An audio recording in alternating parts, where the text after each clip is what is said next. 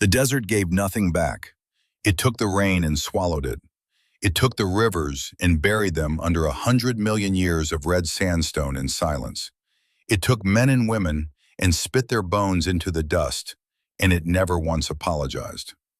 Loretta Dawes had lived on the edge of that desert for 73 years, and she had learned its only lesson worth knowing. You either stood your ground or the wind erased you. She stood now behind the long oak bar of Dawes Place, a roadhouse squatting on a cracked strip of asphalt 3 miles east of Seligman, Arizona. The building was older than she was. It had been a feed store in the 40s, a filling station in the 50s, and a bar since 1967 when a man named Claude Harrigan nailed a liquor license to the front door and started pouring whiskey for the truckers grinding their way along Route 66. Loretta and Earl had bought it in 1989 with every dollar they had saved from 20 years of Earl driving long haul and Loretta waitressing at truck stops from Flagstaff to Needles. They signed the papers on a Tuesday afternoon in August, and Earl had lifted her over the threshold like it was a church, his big, sunburned arms trembling under her weight, both of them laughing so hard they could barely breathe. That was 37 years ago.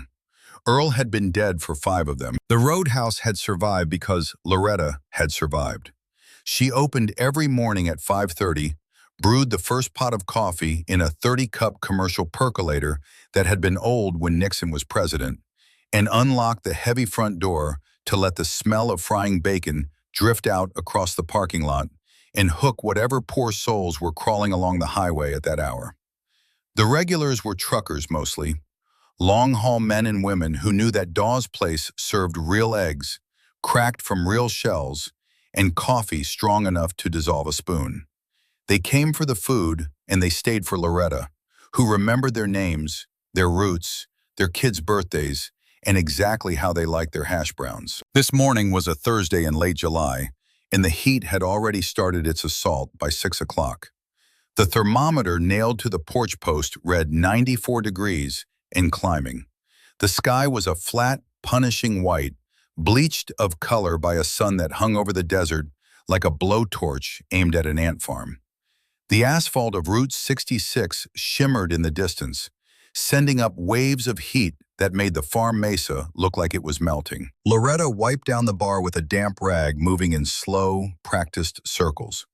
Her hands were strong for a woman her age, the knuckles swollen with arthritis, but the grip still firm. She wore a faded blue work shirt with the sleeves rolled to her elbows, a pair of men's khaki trousers belted tight at her narrow waist, and white canvas sneakers that had been washed so many times they were gray. Her hair was silver, cut short and practical, swept back from a face that the desert wind had carved into something lean and honest. She had never been beautiful in the way magazines described it, but she had the kind of face that people trusted on sight. Deep-set brown eyes that missed nothing, a jaw that looked like it had been set in concrete sometime around 1975 and never loosened since. She poured herself a cup of coffee and leaned against the back counter, surveying her domain. The roadhouse was a single long room, maybe 60 feet from the front door to the kitchen entrance and back. 8 wooden booths lined the right wall beneath windows so dusty they turned the morning sun into a soft, amber haze. A 12-stool bar ran along the left side, backed by shelves of liquor bottles, and a mirror so old and spotted it reflected the room in fragments, like looking through a kaleidoscope made of smoke. The floor was hardwood, scarred and uneven, darkened by decades of boot traffic and spilled beer. A jukebox stood in the far corner, unplugged since 2019 when the motor finally gave out. Above the bar, a mounted largemouth bass that Earl had caught at Lake Powell in 1994 stared down with dusty glass eyes at the empty stools. The breakfast crowd had been light. 2 truckers had come and gone, leaving behind empty plates and generous tips. Hector Padilla, who ran the tow service out of Seligman, had stopped in for biscuits and gravy and spent 20 minutes complaining about the county's road maintenance before heading out. Now the place was empty, and Loretta was alone with the hum of the refrigerator and the distant whine of a semi downshifting on the grade west of town. She was thinking about Earl. She thought about him every morning, but today the thinking had an edge to it, a sharpness that pressed against the back of her throat. 5 years ago today, he had sat in the booth nearest the kitchen, the one he always claimed because it was closest to the coffee pot, and told her his left arm had been tingling since Winslow. She had told him to see Doc Adler. He had told her he would finish his coffee first. He was dead before the ambulance arrived, slumped sideways in that booth, with his big right hand still wrapped around the ceramic mug, as if he could hold onto the world by gripping hard enough. Loretta sipped her coffee. It burned her tongue, and she welcomed the sting. Pain was proof you were still here. She set the mug down and walked to the front window, looking out at the parking lot. It was empty except for her 2004 Ford F-150, which sat in its usual spot beneath the one cottonwood tree that had somehow survived on the property, drawing water from some hidden vein deep beneath the caliche hardpan. The truck had been Earl's. She kept it washed and running, though she rarely drove it farther than the Safeway in Kingman for groceries. Earl's tools were still in the bed, covered by a canvas tarp. His sunglasses were still clipped to the visor. She left them there. It was not sentiment, it was stubbornness. The same stubbornness that kept her opening this roadhouse every morning at 5:30, despite the fact that the accountant in Kingman told her twice a year that she was barely breaking even. She turned away from the window and started laying out place settings on the bar for the lunch crowd, such as it was. Forks and knives wrapped in paper napkins, salt and pepper shakers filled fresh hot sauce bottles, lined up like soldiers. She had just finished the last setting when she heard it. It was not a sound she could identify at first. It was a vibration, a disturbance in the texture of the morning silence. Then it resolved into footsteps, small, desperate, arrhythmic footsteps slapping against the wooden boards of the front porch. The screen door banged open so hard the spring groaned, and the frame cracked against the exterior wall. Then the heavy inner door, which Loretta kept propped open with a brick during summer to let the cross breeze through, was shoved aside by a force far too small to be moving that fast. She came through the door like something fired from a slingshot, a blur of motion low to the ground, moving with the unthinking velocity of raw terror. Loretta's hand went to her chest, a reflex born not of fear, but of surprise. In 73 years, she had seen rattlesnakes on her porch, a javelina in her kitchen, and once a confused coyote that walked through the open door and stood blinking in the middle of the dining room. But she had never seen anything move through her doorway with this particular brand of desperate energy. It was a child, a girl. She could not have been older than 7. She wore a t-shirt that had once been pink, now turned the color of dishwater by too many wearings and not enough washings. It hung off her left shoulder, exposing a collarbone that jutted sharp enough to cast a shadow. Her feet were bare, the soles black with road grime. A raw scrape on her right heel, leaving faint smears of watered-down blood on the hardwood floor. Her hair was a tangled mess of light brown, matted on one side as if she had been sleeping on pavement. She did not look at Loretta. She did not seem to see the bar, the booths, the mounted fish, or the dust motes turning lazy circles in the amber window light. Her eyes were locked on a single destination, the space behind the bar. The dark, narrow corridor between the oak counter and the back wall of liquor shelves, where the floor was hidden from view. The girl dove. She went down onto her hands and knees and crawled behind the bar with the speed and silence of something that had practiced hiding in small spaces until it became muscle memory. She wedged herself into the gap between the ice bin and the beer cooler, pulling her knees to her chest, wrapping her thin arms around her shins, and pressing her face into her kneecaps until she was nothing but a tight, trembling ball of bone and dirty cotton. Loretta did not move. She stood 3 feet away on the serving side of the bar, looking down at the child crammed into the space where she kept the backup napkins and the industrial-sized bottle of dish soap. The girl was shaking, not the gentle tremor of cold or nervousness, but the violent whole-body convulsion of an animal that had been running on adrenaline so long its muscles had forgotten how to stop. Loretta had seen that kind of shaking before. She had seen it in the emergency room at Kingman Regional when she drove her neighbor Delia Patterson there after Delia's husband broke 3 of her ribs with a crescent wrench. She had seen it in Earl's hunting dogs when a thunderstorm rolled over the mesa and the lightning cracked so close it left the smell of ozone hanging in the air for hours. It was the shaking of a creature that had been pushed past fear into the territory beyond fear, the place where the body simply vibrated because it had nowhere left to run. The girl looked up. Her eyes met Loretta's. They were blue, startlingly blue, against the grime on her face, and they held an expression that Loretta would remember for the rest of her life. It was not a plea. It was a calculation. The girl was measuring her, weighing the probability of safety against the certainty of the danger behind her, running the arithmetic of survival that no 7-year-old should know how to compute. There was a bruise on her left cheekbone. It was fresh, maybe a day old, a deep purple bloom spreading toward her eye socket, the edges tinged with a sick yellow-green of damaged capillaries beginning their slow, ugly work of healing.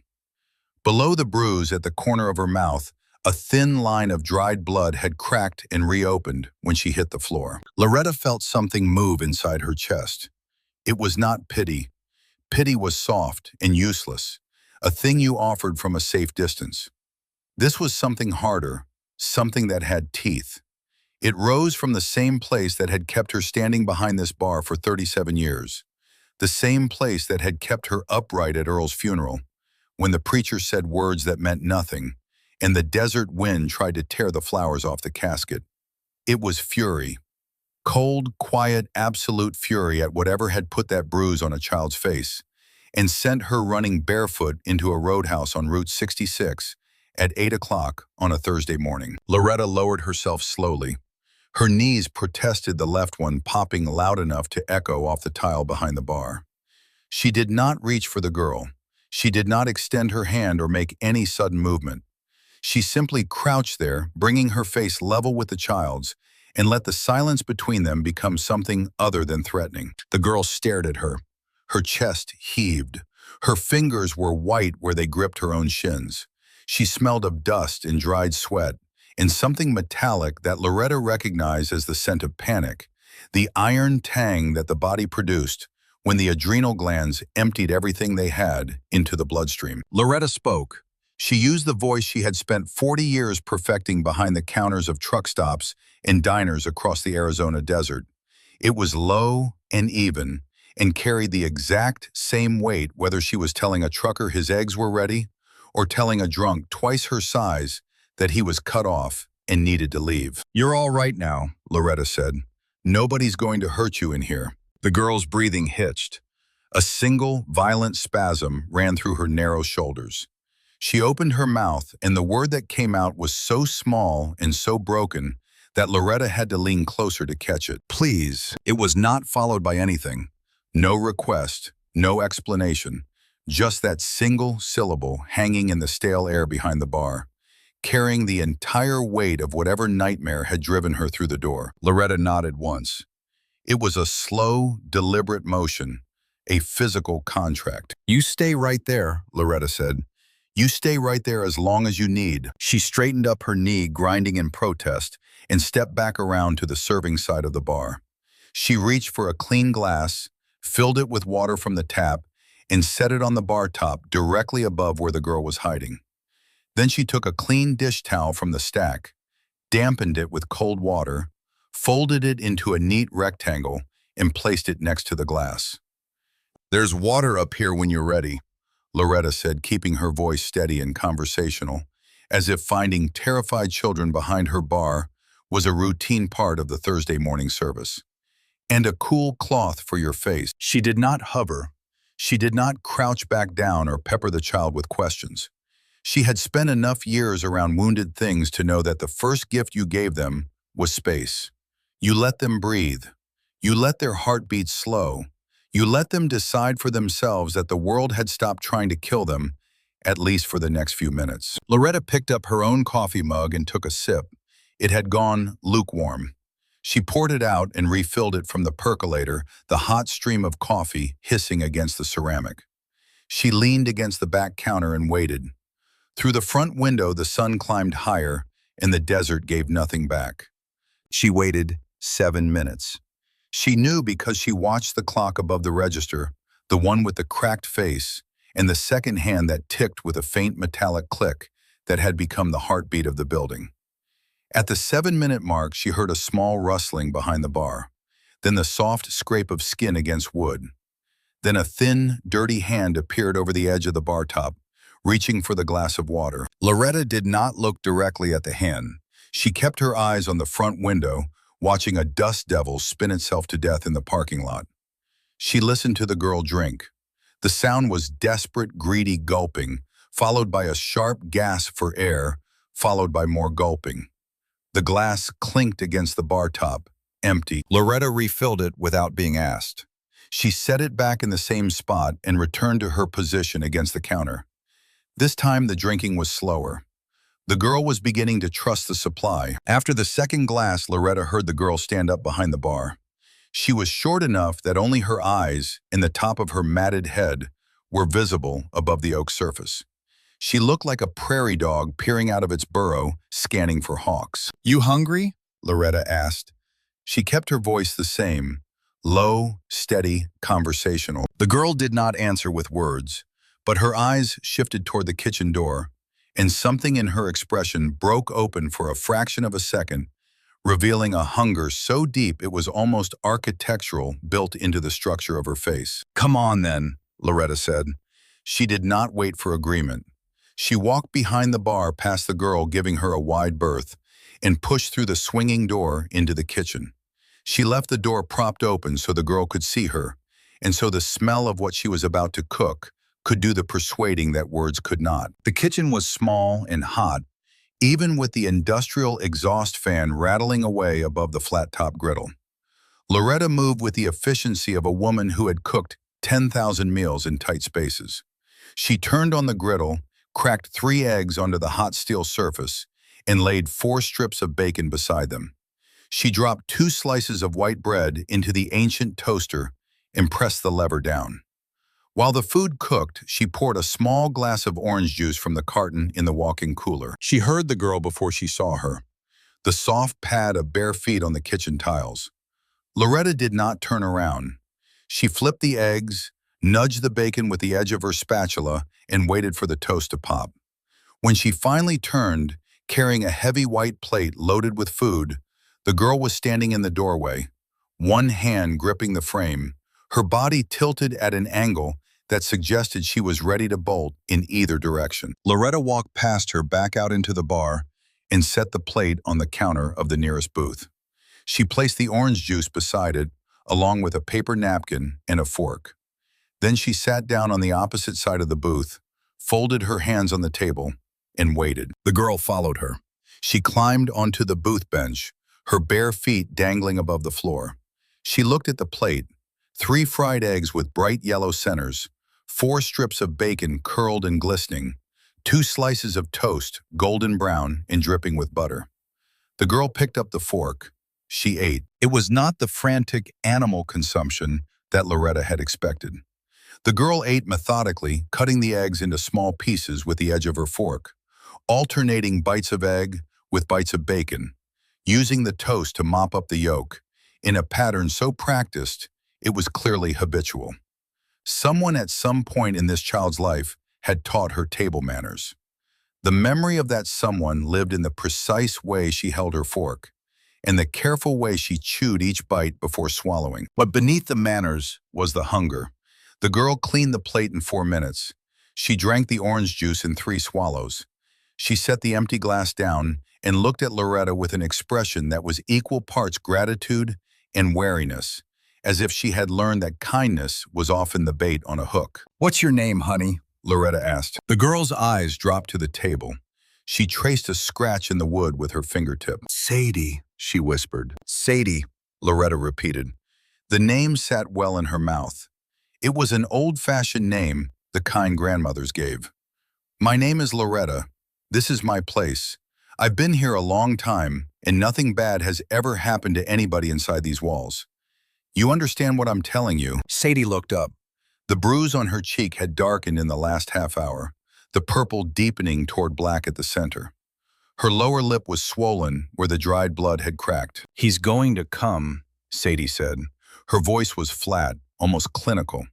It was the voice of a child who had been through this cycle enough times to know its rhythms. He always comes. Loretta felt the fury again, that cold tooth thing coiling in her chest. She kept her face smooth. Who's going to come? "Colt." Who is Colt? Sadie's fingers tightened on the edge of the table. Her knuckles turned white. My mama's boyfriend. Loretta let the silence settle. She did not push. She waited, and the waiting did its work. He sold my bicycle, Sadie said. The words came out in a monotone, recited like a grocery list. It was purple. It had a bell and a basket. My grandma Jewel bought it for me at the Walmart in Kingman. She put a ribbon on the handlebar. She said it was for my birthday. Sadie's voice cracked, a hairline fracture running through the monotone. He took it while I was sleeping. He put it in the back of his truck. I tried to hold on to the wheel. I told him it was mine. He said, "Shut up." "And the bruise?" Loretta asked. Her voice was quiet, but something in it had changed.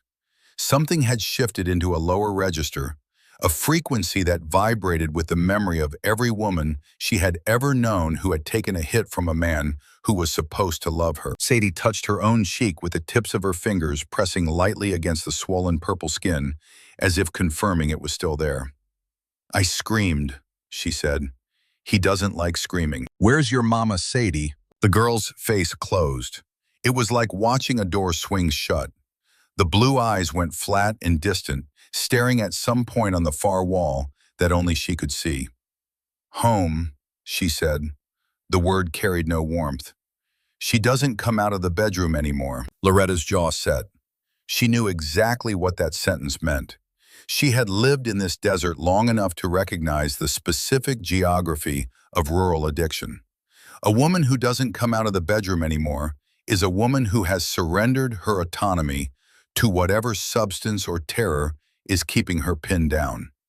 A woman who doesn't come out of the bedroom anymore is a woman who has stopped being a mother and become a hostage. How did you get here? Loretta asked. I walked, Sadie said. He passed out. He forgot to lock the front door. I just walked. How far? Sadie shrugged. It was a gesture too old for her body. I don't know. It was still dark when I left. I followed the big road, Route 66. The girl had walked along Route 66 in the dark, barefoot, 7 years old, fleeing a man who had hit her and sold her bicycle to buy drugs. She had walked until she saw the first building with an open door and lights on inside, and she had thrown herself through it the way a drowning person throws herself toward the surface of the water. Loretta reached across the table. She did not grab the girl's hand. She laid her own hand palm up on the scarred wood between them, an offering, not a demand. Sadie looked at the hand. She looked at the calluses, the short, unpainted nails, the thin gold wedding band that Loretta had never removed. Slowly, with the caution of someone reaching toward a campfire, Sadie placed her small fingers in Loretta's palm. The contact was electric. Not in the romantic sense that books described, but in the raw, physical sense of two currents suddenly completing a circuit. Loretta felt the girl's pulse in her fingertips, fast and fluttering like a trapped bird. Sadie felt the weight and warmth of a hand that was not going to strike her. Loretta closed her fingers gently around the girl's hand. You listen to me, Sadie. You're going to stay right here. I'm going to make you some more toast, and you're going to eat it, and then we're going to figure this out. But the first thing you need to know is that nobody is going to put their hands on you in this building. Not today, not ever. Do you hear me? Sadie's chin trembled. A single tear broke free from her right eye and tracked a clean line through the grime on her cheek. She nodded. It was a tiny motion, barely perceptible, but it carried the weight of a decision that no child should ever have to make. She was choosing to trust a stranger because every familiar person in her life had already failed her. Loretta squeezed her hand once, then released it. She stood up, gathered the empty plate and glass, and carried them to the kitchen. She set them in the sink and gripped the edge of the steel counter with both hands. She stood there for a long moment, breathing through her nose, letting the fury settle into something she could use, rather than something that would burn her down. She knew what was coming. The girl had said it herself, "He always comes." And Loretta knew with the certainty of a woman who had survived 7 decades in a country that specialized in breaking women, that when Colt arrived, she would be standing between him and this child. She would not be armed with anything except 73 years of desert stubbornness and a voice that could stop a trucker at 30 paces. She would be outweighed, outmuscled, and outnumbered by whatever chemicals were driving the man's brain. But she had something Colt did not have and would never have. She had roots. She had 37 years of standing in one place and refusing to be moved. She had the memory of Earl's hands on her shoulders, steady and strong, and the sound of his voice saying the words he said to her every morning before he climbed into the cab of his Peterbilt and headed out onto the highway. "Hold the fort, Etta. I'll be back before dark." She was holding the fort. Earl was not coming back. But the fort was still standing, and a 7-year-old girl had found it in the dark, and Loretta Dawes was not about to let it fall. She dried her hands on her apron and walked back out into the bar. Sadie was still in the booth, her knees pulled up, her arms wrapped around them, but she was not shaking anymore. The tremors had subsided into a faint residual quiver, like the last vibrations of a bell that had been struck hard and was slowly falling silent. Loretta had just started a fresh pot of coffee when she heard the engine. It was not the heavy, reassuring rumble of a diesel truck. It was the thin, angry whine of a vehicle running on more noise than power. The exhaust note cracked and popping, the engine knocking with the unmistakable sound of deferred maintenance and chemical neglect. Tires crunched across the gravel parking lot. A door slammed with a tinny, hollow bang. Sadie heard it too. Her reaction was instantaneous and total. The color drained from her face so fast that for a moment she looked translucent, a ghost sitting in a wooden booth. She scrambled backward on the bench until her shoulder blades hit the wall. Her eyes locked on the front door with the fixed, unblinking stare of a rabbit watching a coyote emerge from the brush. "He's here," Sadie whispered. Her voice was barely audible. "That's his truck." Loretta set the coffee pot down on the burner. She straightened her spine. She smoothed the front of her work shirt with both hands, a gesture she had performed 10,000 times before facing a difficult customer. Then she reached under the bar and wrapped her fingers around the stock of Earl's Remington 870 pump-action shotgun. It had lived under the bar since 1989, cleaned and oiled every month, loaded with birdshot that Earl had loaded himself. She had fired it exactly twice in 37 years, both times at coyotes that had gotten into the garbage. And both times she had hit what she aimed at. She did not pull the shotgun out. Not yet. She kept her hand on it, feeling the smooth wood grain against her palm, and she waited. The front door opened. It did not slam. It swung inward, slowly letting a blade of white sunlight cut across the hardwood floor like a wound. The heat came with it, a wall of dry furnace air that smelled of melting tar and hot metal. And behind the heat came the man. He was thin in the way that certain desert plants are thin, stripped down to nothing but sinew and bad intentions by whatever was eating him from the inside out.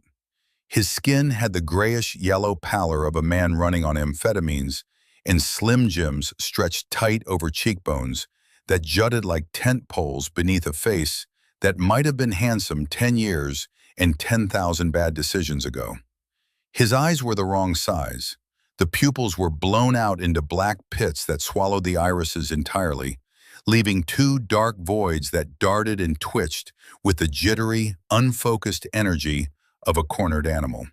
He wore a stained, white tank top cargo shorts that hung loose on his hips and work boots with no socks. His arms were a road map of scratch marks, some fresh and angry red, others scabbed over into brown ridges, the compulsive archaeology of a meth user mining his own skin for imaginary parasites. He stood in the doorway and scanned the room with the frantic, jerky precision of a surveillance camera on a broken mount. His head swiveled from the bar to the booths to the kitchen door and back again. He was breathing hard, his chest heaving beneath the tank top sweat, running in streams down his neck, despite the fact that it was 8:30 in the morning and he had driven here in an air-conditioned truck. "Hey!" he barked.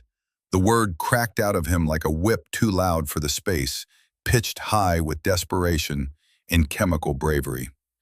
"Hey, you see a kid come through here, little girl? Pink shirt." Loretta stood behind the bar, her right hand resting casually on the oak surface, her left hand hidden beneath it, wrapped around the stock of Earl's shotgun. She looked at the man the way she had looked at 1,000 difficult men in her lifetime. She studied him the way a rancher studies a rattlesnake that has gotten into the barn. Not with fear, with assessment. "Morning," Loretta said. Her voice was the same low, even tone she had used with Sadie, but the warmth had been surgically removed. "Can I help you?" The man took 2 quick steps into the room. His boots left scuff marks on the hardwood. He slapped a sweaty palm on the bar, leaving a wet print on the oak. "I asked you a question, lady. A little girl, 7 years old. She ran off this morning.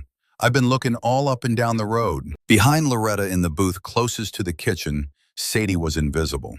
She had slid down off the bench and was crammed underneath the table, pressed flat against the wall, her face buried in her knees. She was holding her breast so hard that her vision was starting to go gray at the edges. Loretta tilted her head slightly.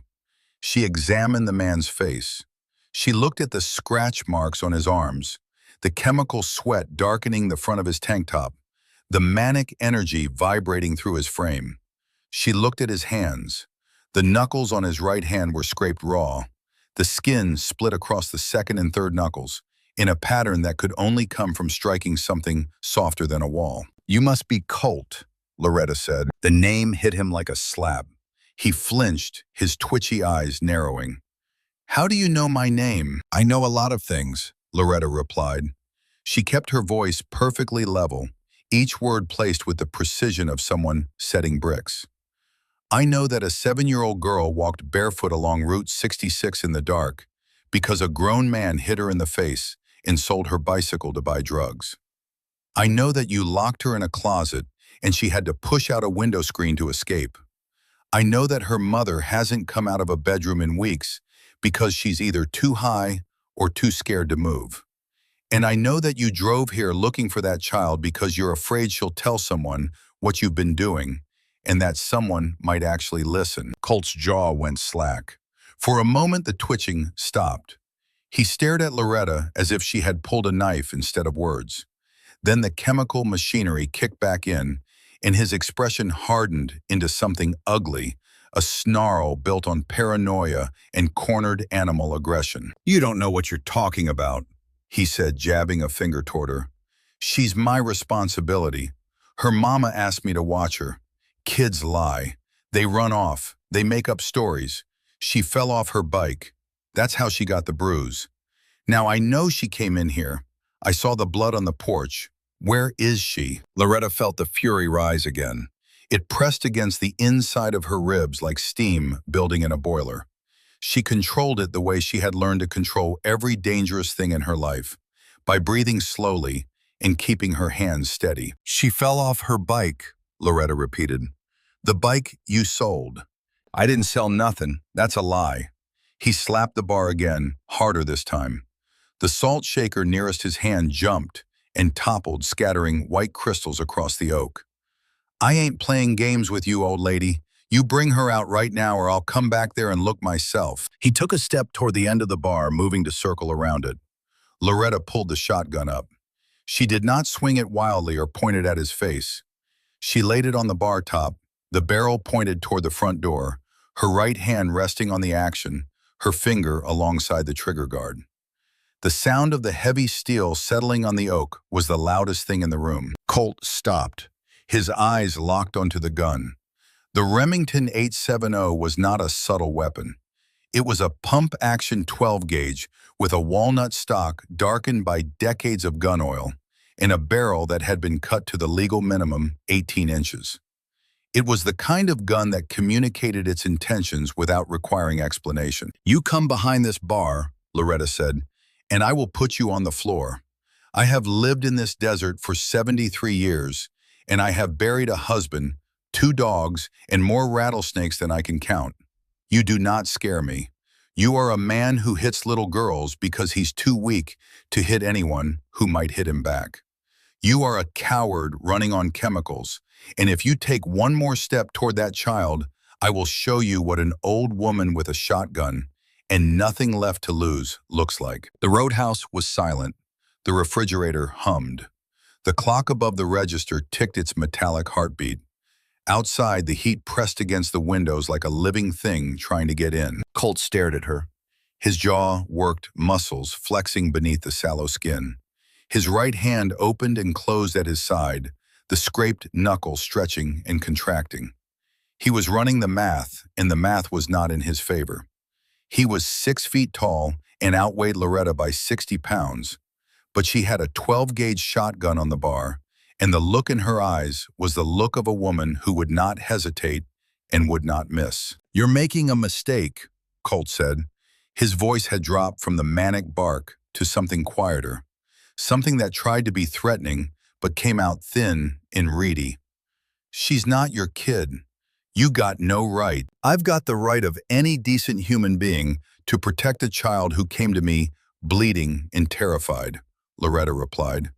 "And I've got 12-gauge of persuasion sitting right here to back it up. Now you are going to turn around, walk out that door, get in your truck, and drive away. And you are going to keep driving until you forget this address, forget this building, and forget you ever laid a hand on that little girl." Colt's eyes flickered. The pupils, already blown wide, seemed to vibrate in their sockets.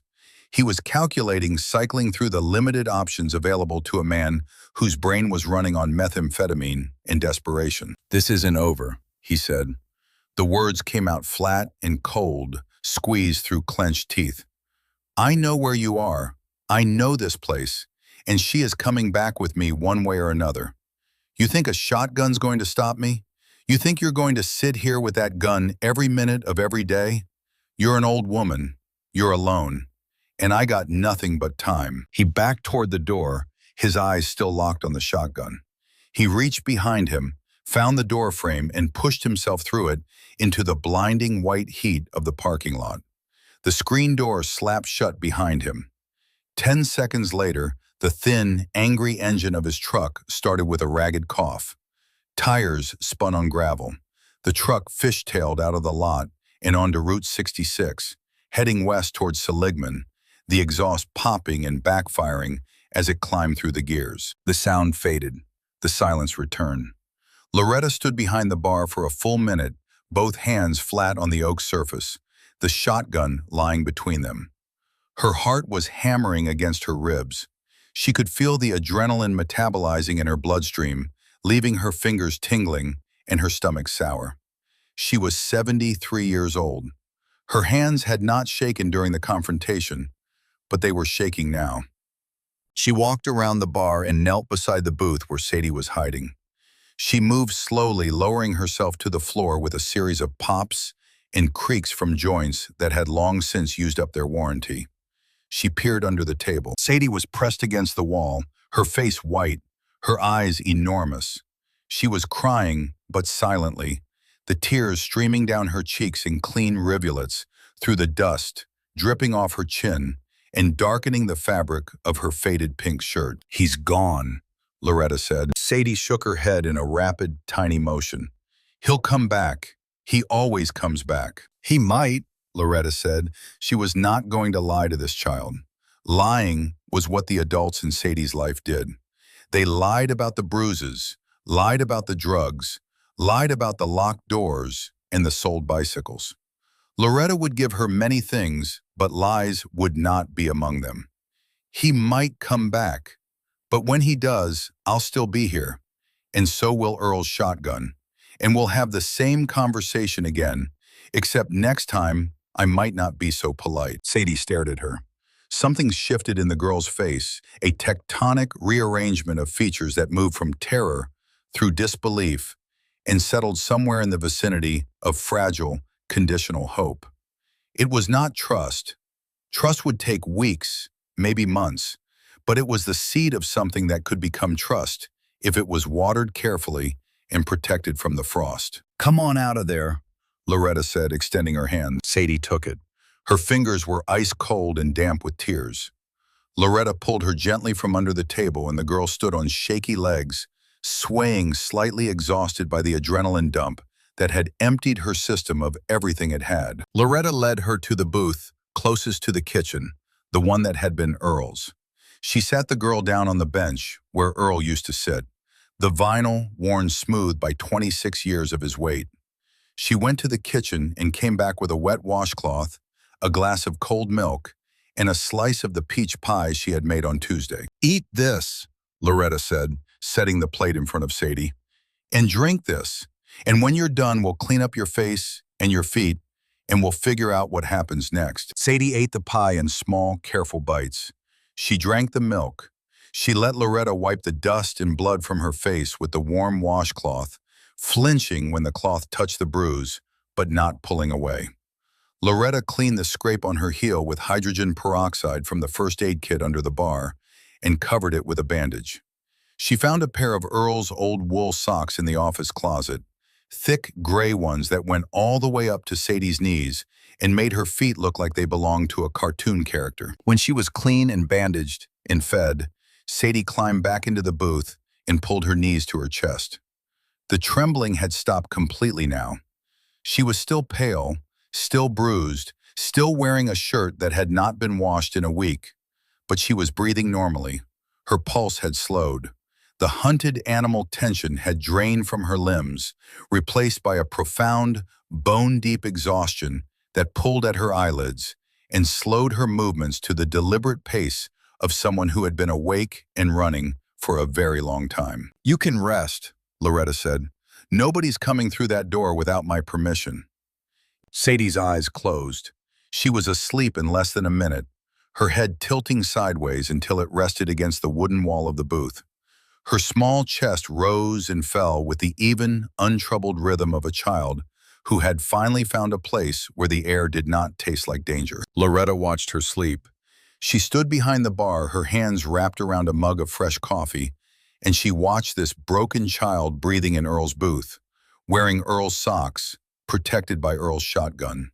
She felt the weight of the moment settle onto her shoulders like a physical thing, a heavy, warm mantle that she recognized because she had felt it before.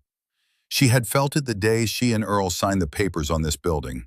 She had felt it the day they buried Earl, and she stood in the empty parking lot at midnight, staring at the dark roadhouse, and decided she would open it again in the morning, because that was what you did when you were the last one standing. It was responsibility, not the abstract philosophical kind that politicians talked about, the real kind, the kind that had weight and substance and consequences, the kind that said, "This child came to me, and I am going to keep her safe, and I do not know how, and I do not care how, and if the entire desert rises up against me, I will still be standing here when it is done." Loretta drank her coffee. The clock ticked. The girls slept. And somewhere west on Route 66, a man with dead eyes and raw knuckles was planning his return. The afternoon crawled past like something wounded. The sun hit its zenith and began its long descent toward the mesas, turning the light from white to gold to amber. The roadhouse filled and emptied with the tidal rhythm of highway traffic. Two young couples from California stopped for sandwiches and took photographs of the vintage Route 66 signs nailed to the exterior wall. A water delivery truck parked in the lot for 20 minutes while the driver ate a cheeseburger and read his phone.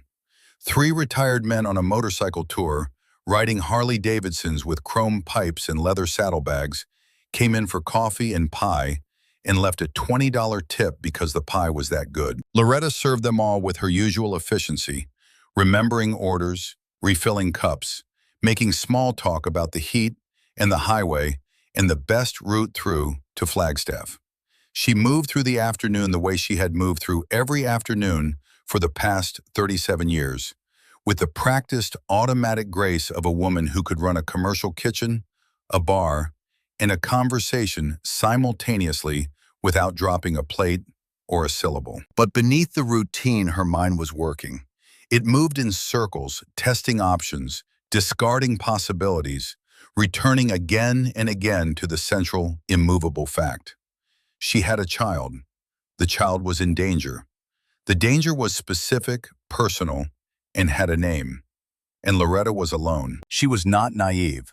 She had lived too long and seen too much to believe that a 73-year-old woman with a shotgun could hold off a meth-addled man indefinitely.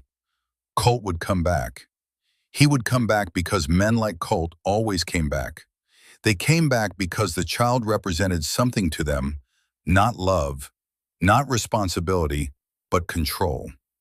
Sadie was a possession, a bargaining chip, a thing to be traded or sold or broken whenever the chemicals demanded a sacrifice. And Loretta had taken that possession away from him, and men like Colt could not tolerate the loss. She considered calling the sheriff's office in Kingman. She picked up the phone behind the bar twice and set it down twice.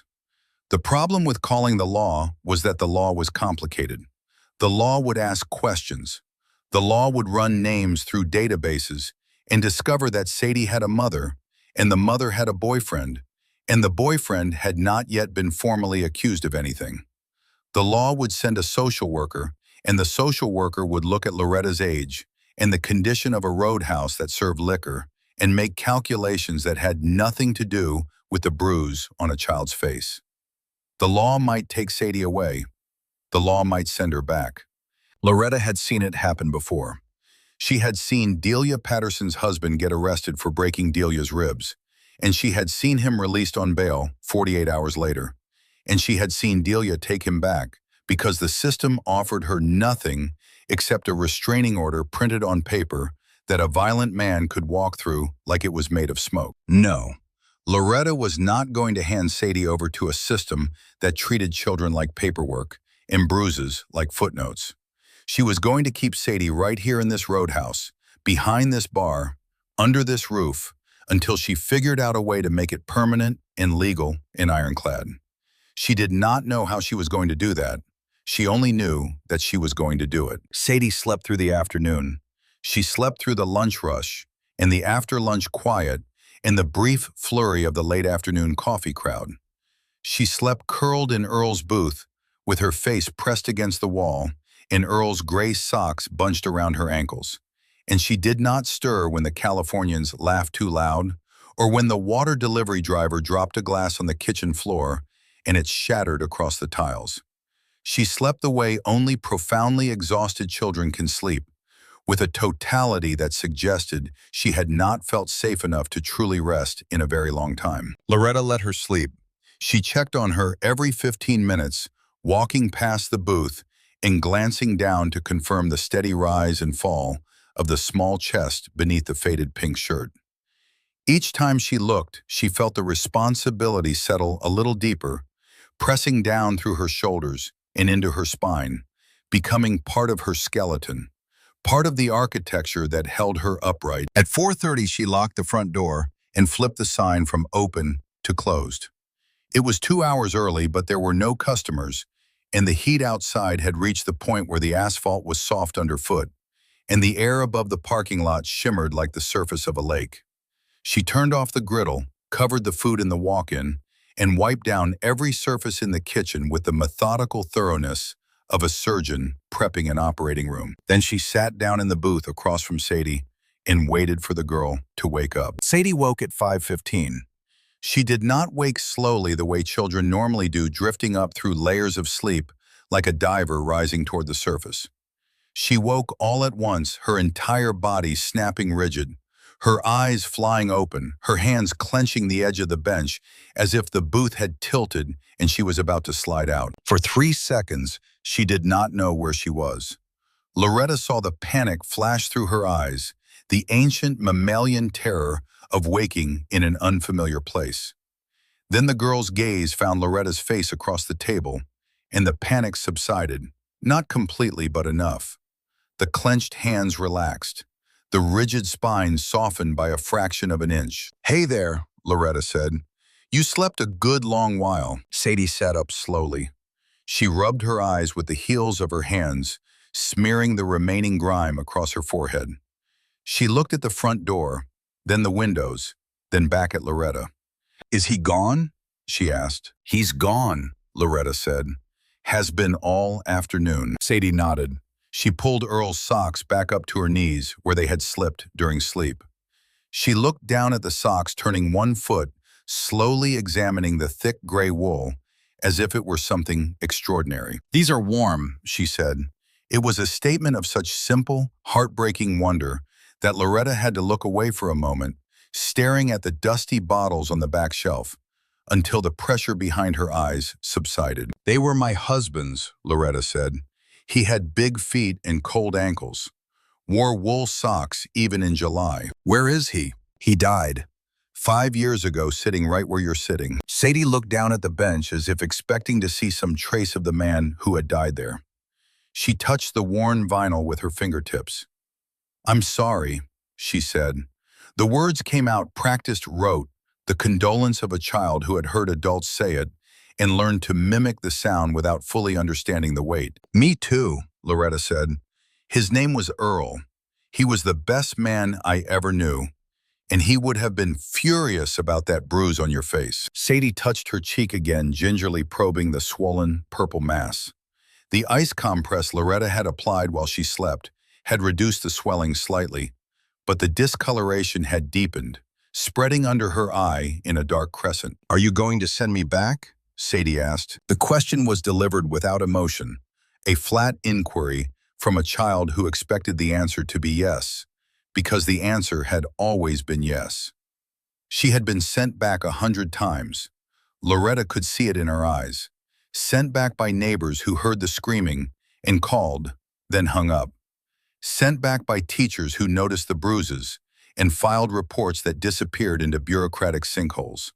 Sent back by the universe over and over to the same locked closet and the same raw knuckles. "No," Loretta said.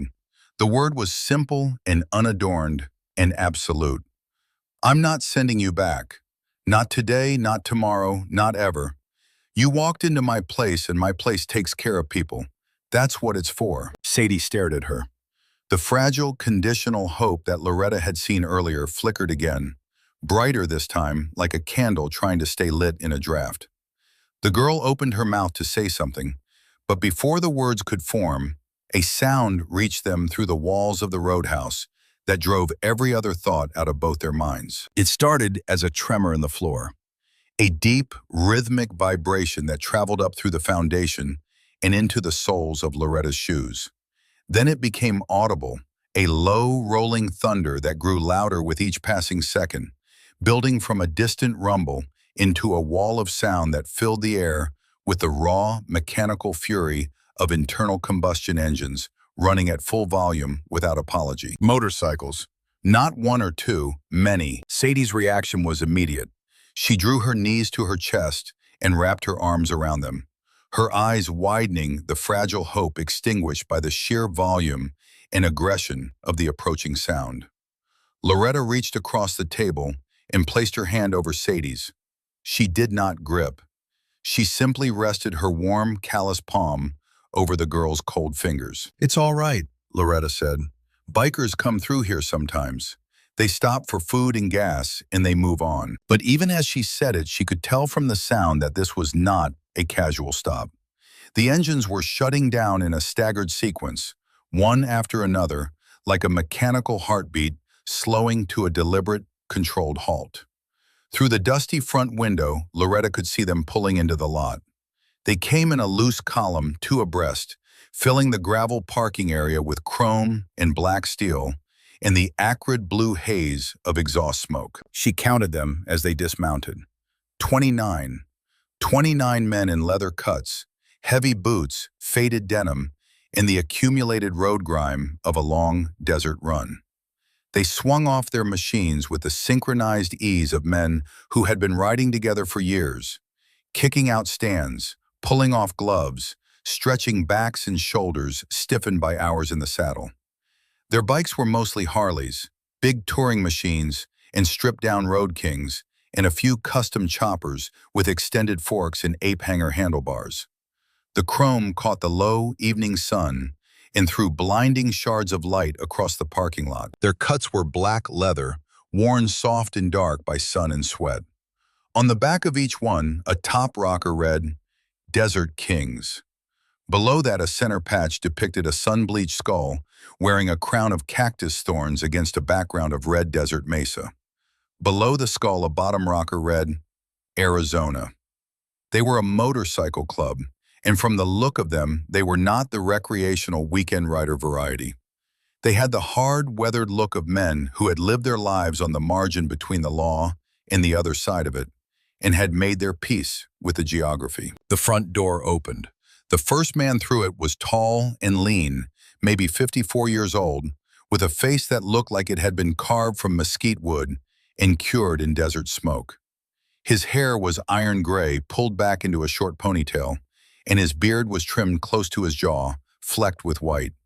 He wore a black t-shirt beneath his cut, and the president's patch sat over his left breast, the gold letters sharp against the black leather.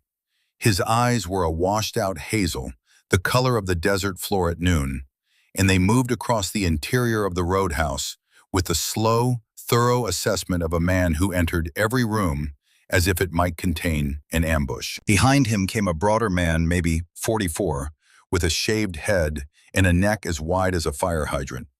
His cut bore the vice president's patch. His arms were sleeved with tattoos from wrist to shoulder, intricate work that had been accumulated over decades rather than designed in a single session.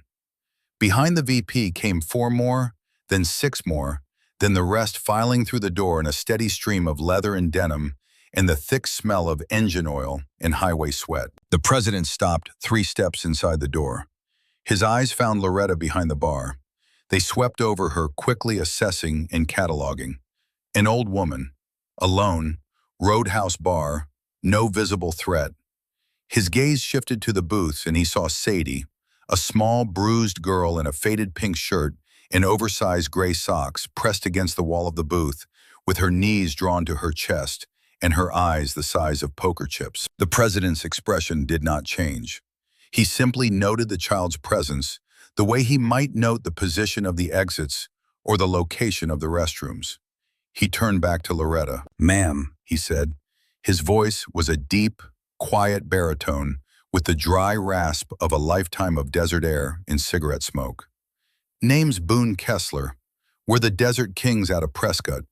Been riding all day, and my boys are about to start eating their own boots if we don't get some food in them. You open?" Loretta looked at the 29 men filling her roadhouse. They were large and loud and smelled like a motorcycle rally, and their combined presence made the room feel significantly smaller. She looked at Sadie, who had not moved, who was watching the bikers with the frozen attention of a field mouse watching a hawk. "Kitchen's closed," Loretta said. "But I can open it back up. Got eggs, bacon, burgers, chili, and pie. Coffee's always on." Boone Kessler nodded. "That'll do fine." He turned to the men behind him.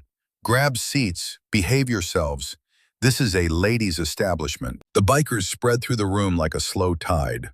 They took stools at the bar, slid into booths, pulled chairs from a stack near the wall, and arranged them around the pool table, which they covered with a piece of plywood from the storage room to create an improvised dining surface. They moved with a rough, practiced courtesy that surprised Loretta.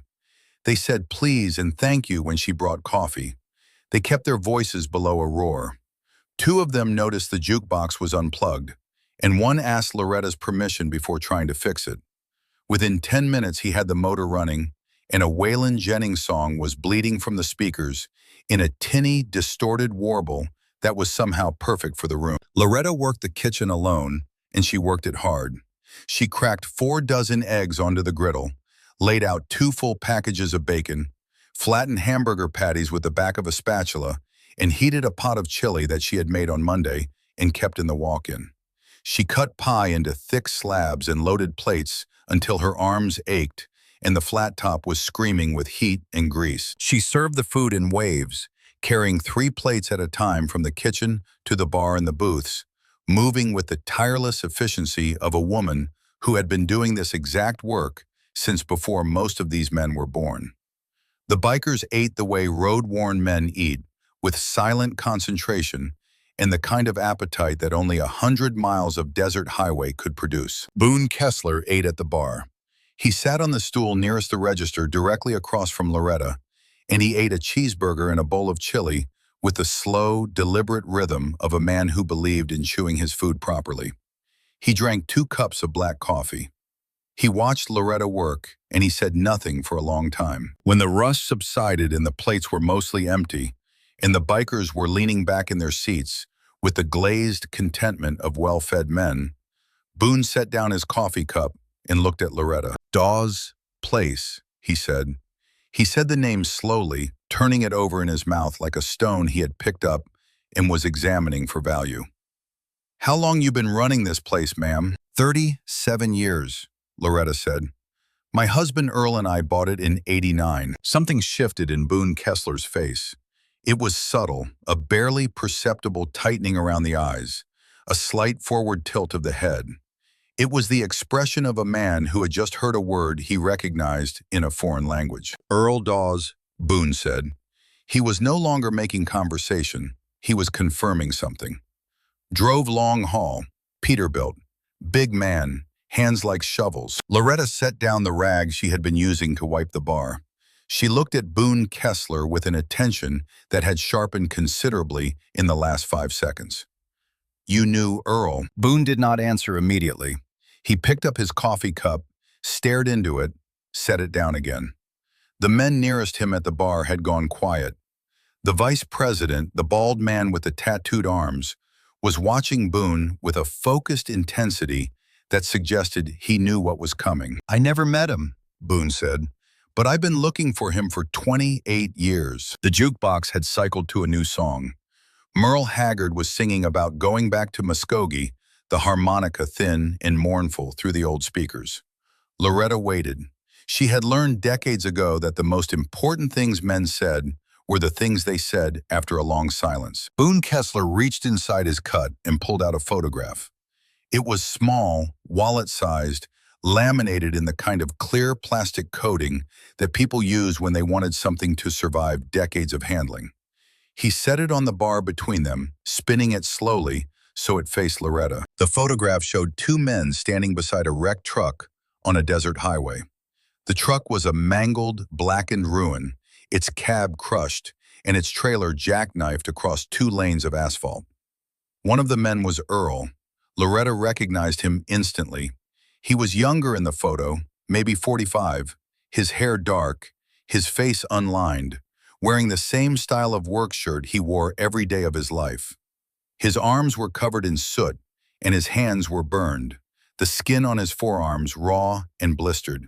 He was squinting into the camera with the tired, disoriented expression of a man who had just done something extraordinary and had not yet processed what it was. The other man was younger, maybe 25, sitting on the shoulder of the highway with a blanket around his shoulders and an oxygen mask hanging loose around his neck. His face was burned, one side of it angry red and blistered, his eyebrows singed away. But he was alive. He was sitting upright and breathing, and his eyes were open. And he was alive because the big man standing next to him had pulled him from the wreckage before the fuel tank blew. "That's my brother," Boone said. "Jesse Kessler. August 14th, 1998. Interstate 40-mile marker 212 between Seligman and Kingman. Jesse was driving a grain hauler for a feed company out of Prescott. A semi crossed the median and hit him head-on. Folded the cab like a beer can. Ruptured the fuel line. The whole rig caught fire." Boone touched the edge of the photograph with his fingertip. "Your husband was driving the opposite direction. He saw the fire. He pulled over. He ran to the wreck. The cab was burning. Jesse was pinned.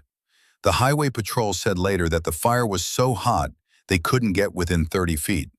Your husband crawled into that cab and cut Jesse's seatbelt with his pocket knife and dragged him out through the windshield. He burned both his arms doing it.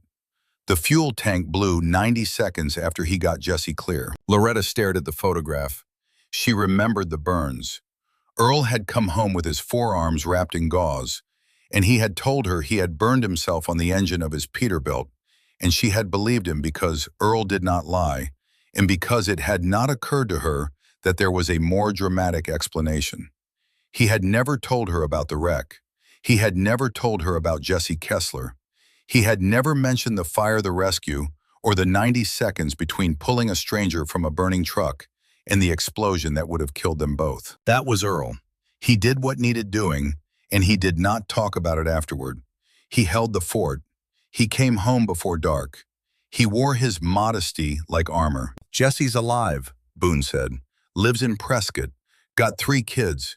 Runs a feed store. He's got a scar on the right side of his face from the burns, and he can't fully extend his left arm where the tendons melted. But he's alive. He's been alive for 28 years because of your husband." Boone picked up the photograph and held it for a moment, looking at it with an expression that Loretta recognized because she had worn it herself every day for 5 years. It was the face of someone holding the image of a person who had changed the shape of their world. "I've been carrying this picture since '98, Boone said. "I've been looking for the truck driver who pulled my brother out of that fire. All we had was a first name, Earl, and the name on the side of the bar where he told the paramedic he worked. Dawes Place, Route 66. He looked at the faded wooden sign above the bar, the one Earl had carved himself in 1989 with a chisel and a wood-burning tool. Dawes Place. The letters were rough and uneven and beautiful. "We've been riding from Prescott to Needles twice a year for 28 years, Boone said, "looking for this place. We always took the interstate, never thought to ride the old road." He shook his head slowly, a gesture of tired wonder. "Today we took 66 because Harlan wanted to stop at the Hackberry General Store for a photograph. And here it is, right here." Loretta looked at the photograph one more time. She looked at Earl's burned arms, his tired eyes, his big hands. She looked at the man he had saved, young and frightened and alive. She felt the tears building behind her eyes, but she did not let them fall. She had not cried in front of strangers since Earl's funeral, and she was not going to start now. "He never told me," Loretta said. Her voice was steady, but there was a crack running through it, a fault line that went all the way down. 37 years of marriage, and he never said a word. Boone nodded. "Some men don't. The best ones, usually." The roadhouse was quiet.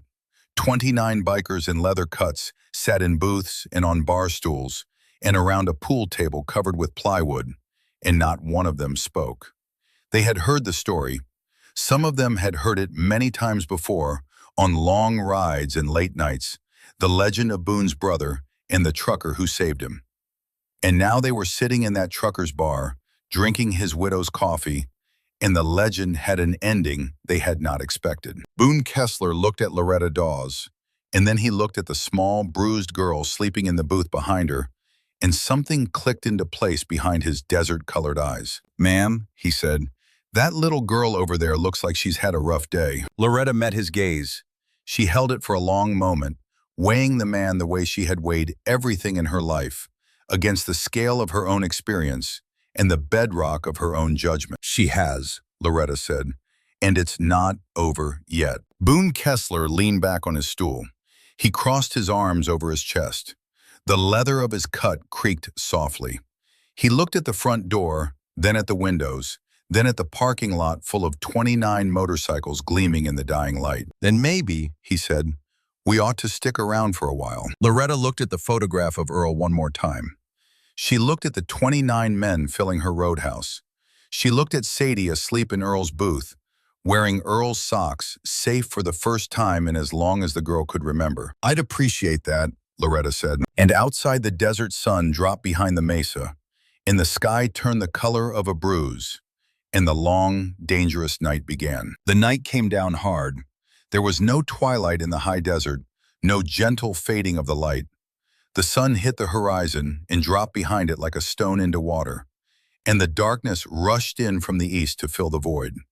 Within 20 minutes of sunset, the temperature had dropped 15 degrees, and within an hour, it had dropped another 10, the desert surrendering its heat to a sky so clear and so vast that the stars looked close enough to touch. Loretta had given Sadie a bath.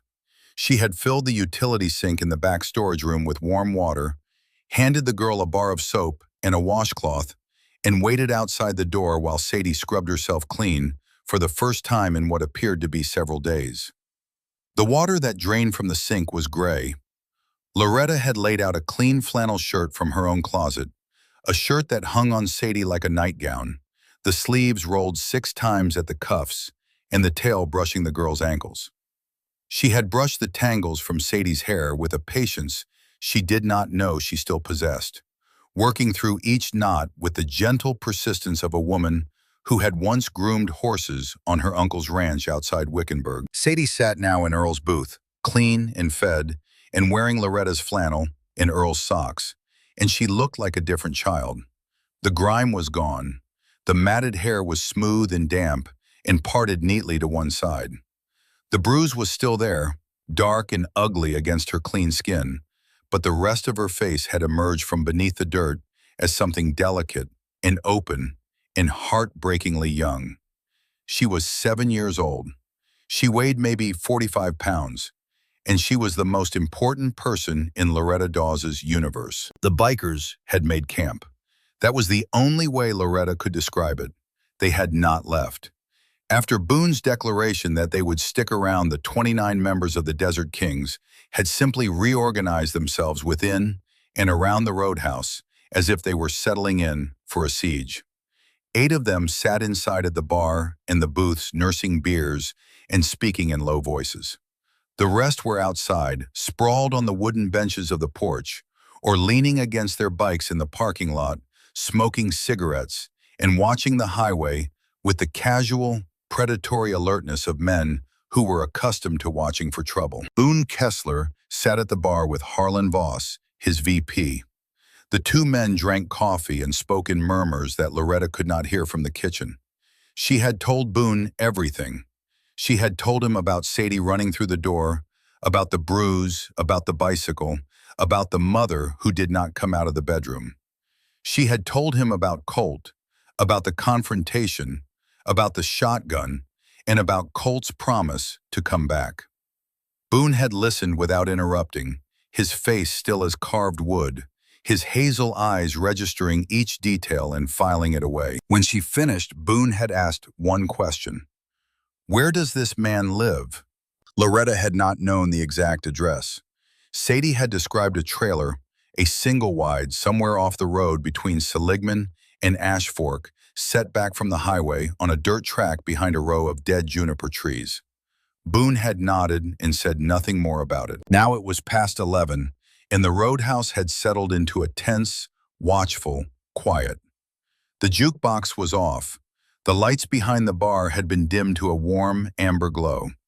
Loretta stood at the sink, washing the last of the dinner dishes, her hands moving through the hot water with mechanical rhythm, while her mind circled the same track it had been running all afternoon.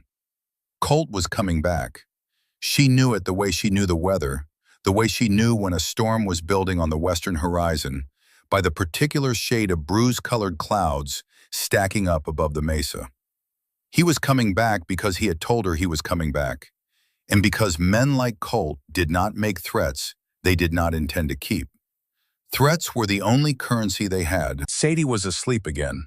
She had fallen asleep in the booth at 9:30, curled on her side, with her head on a folded bar towel that Loretta had placed as a pillow.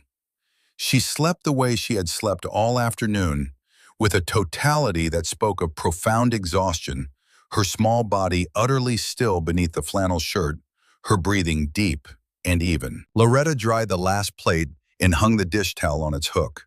She turned off the kitchen lights and walked out into the bar. Boone looked up from his coffee. "You should get some rest, ma'am," he said. "I'll rest when this is over," Loretta replied. Boone studied her for a moment, then nodded. He recognized the look. It was the same look he saw in the mirror before a run that might go bad. The look of someone who had accepted the possibility of violence and was no longer trying to avoid it, only preparing for it. "My boys have the perimeter," Boone said. "Stone and Webb are watching the road from both directions. Roach has the back of the building.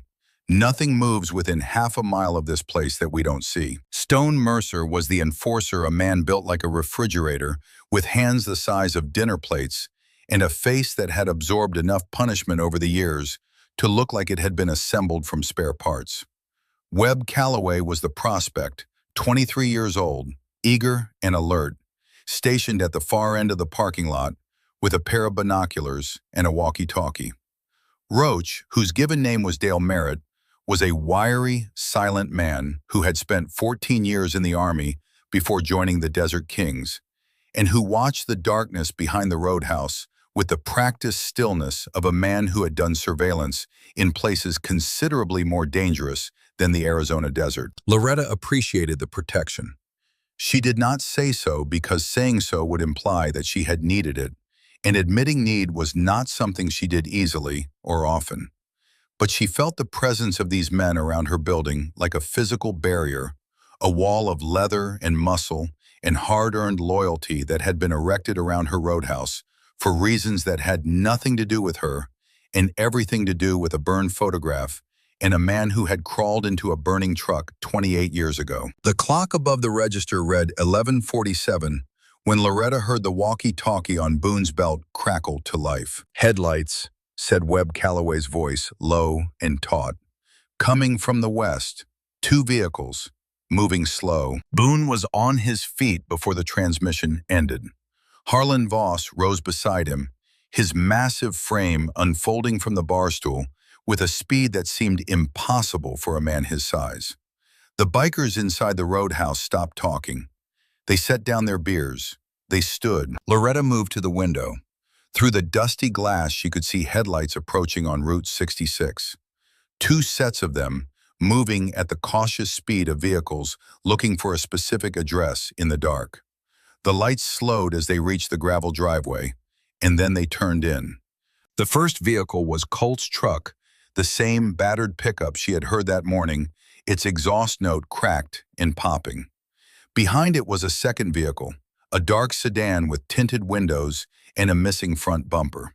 The 2 vehicles pulled into the parking lot and stopped at the edge of the gravel, their headlights cutting across the row of parked motorcycles. For a moment, nothing moved. The headlights blazed. The engines idled. The desert silence pressed in from all sides, so complete that Loretta could hear the tick of cooling metal from the motorcycles and the faint rustle of a lizard moving through the scrub brush at the edge of the lot. Then the truck door opened, and Colt stepped out. He was not alone. 2 other men climbed out of the sedan.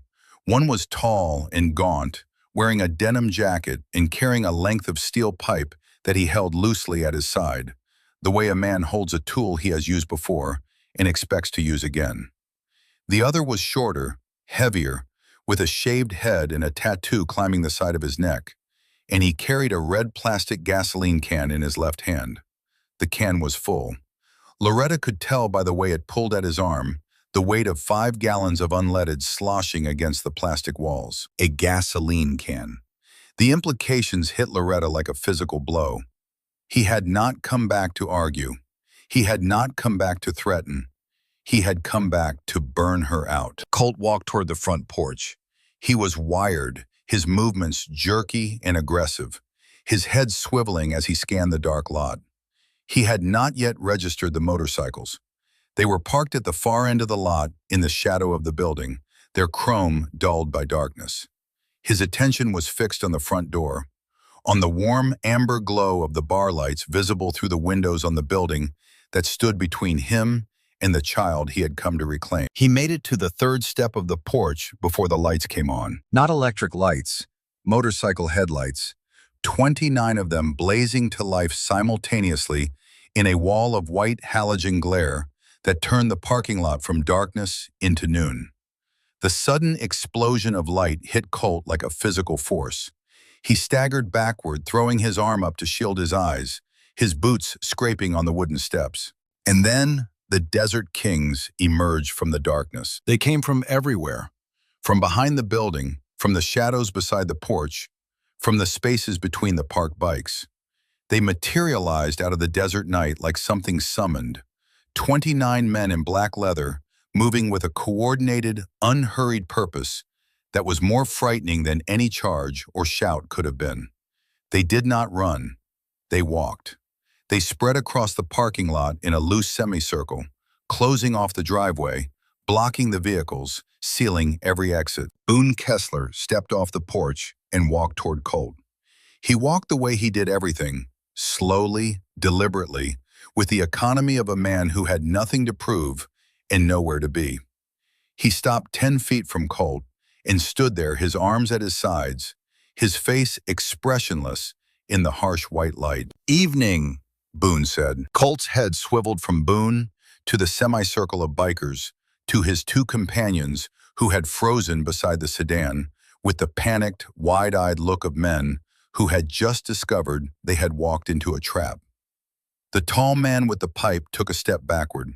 The heavy man with the gasoline can set it down on the gravel and raised both hands palms out in the universal gesture of a man who wanted no part of what was about to happen. "Who the hell are you?"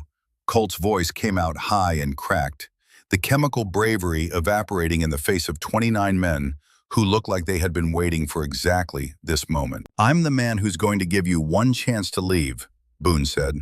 "One. I'm going to explain the situation to you clearly, and I'm going to use small words because I suspect you're operating at reduced capacity. Are you listening?" Colt's jaw worked. His fists clenched and unclenched at his sides. Behind him, the tall man had set the pipe down on the hood of the sedan and was backing away with his hands up. "That woman in there," Boone said, nodding toward the roadhouse, "is under our protection. The child in there is under our protection. This building, this land, this stretch of road for 5 miles in either direction is under our protection. You do not come here again. You do not come near the woman or the girl. You do not send your friends, your associates, your lawyer, or your dog. If I hear that you have so much as driven past this building, I will find you, and what happens after that will not involve a conversation." Colt stared at Boone.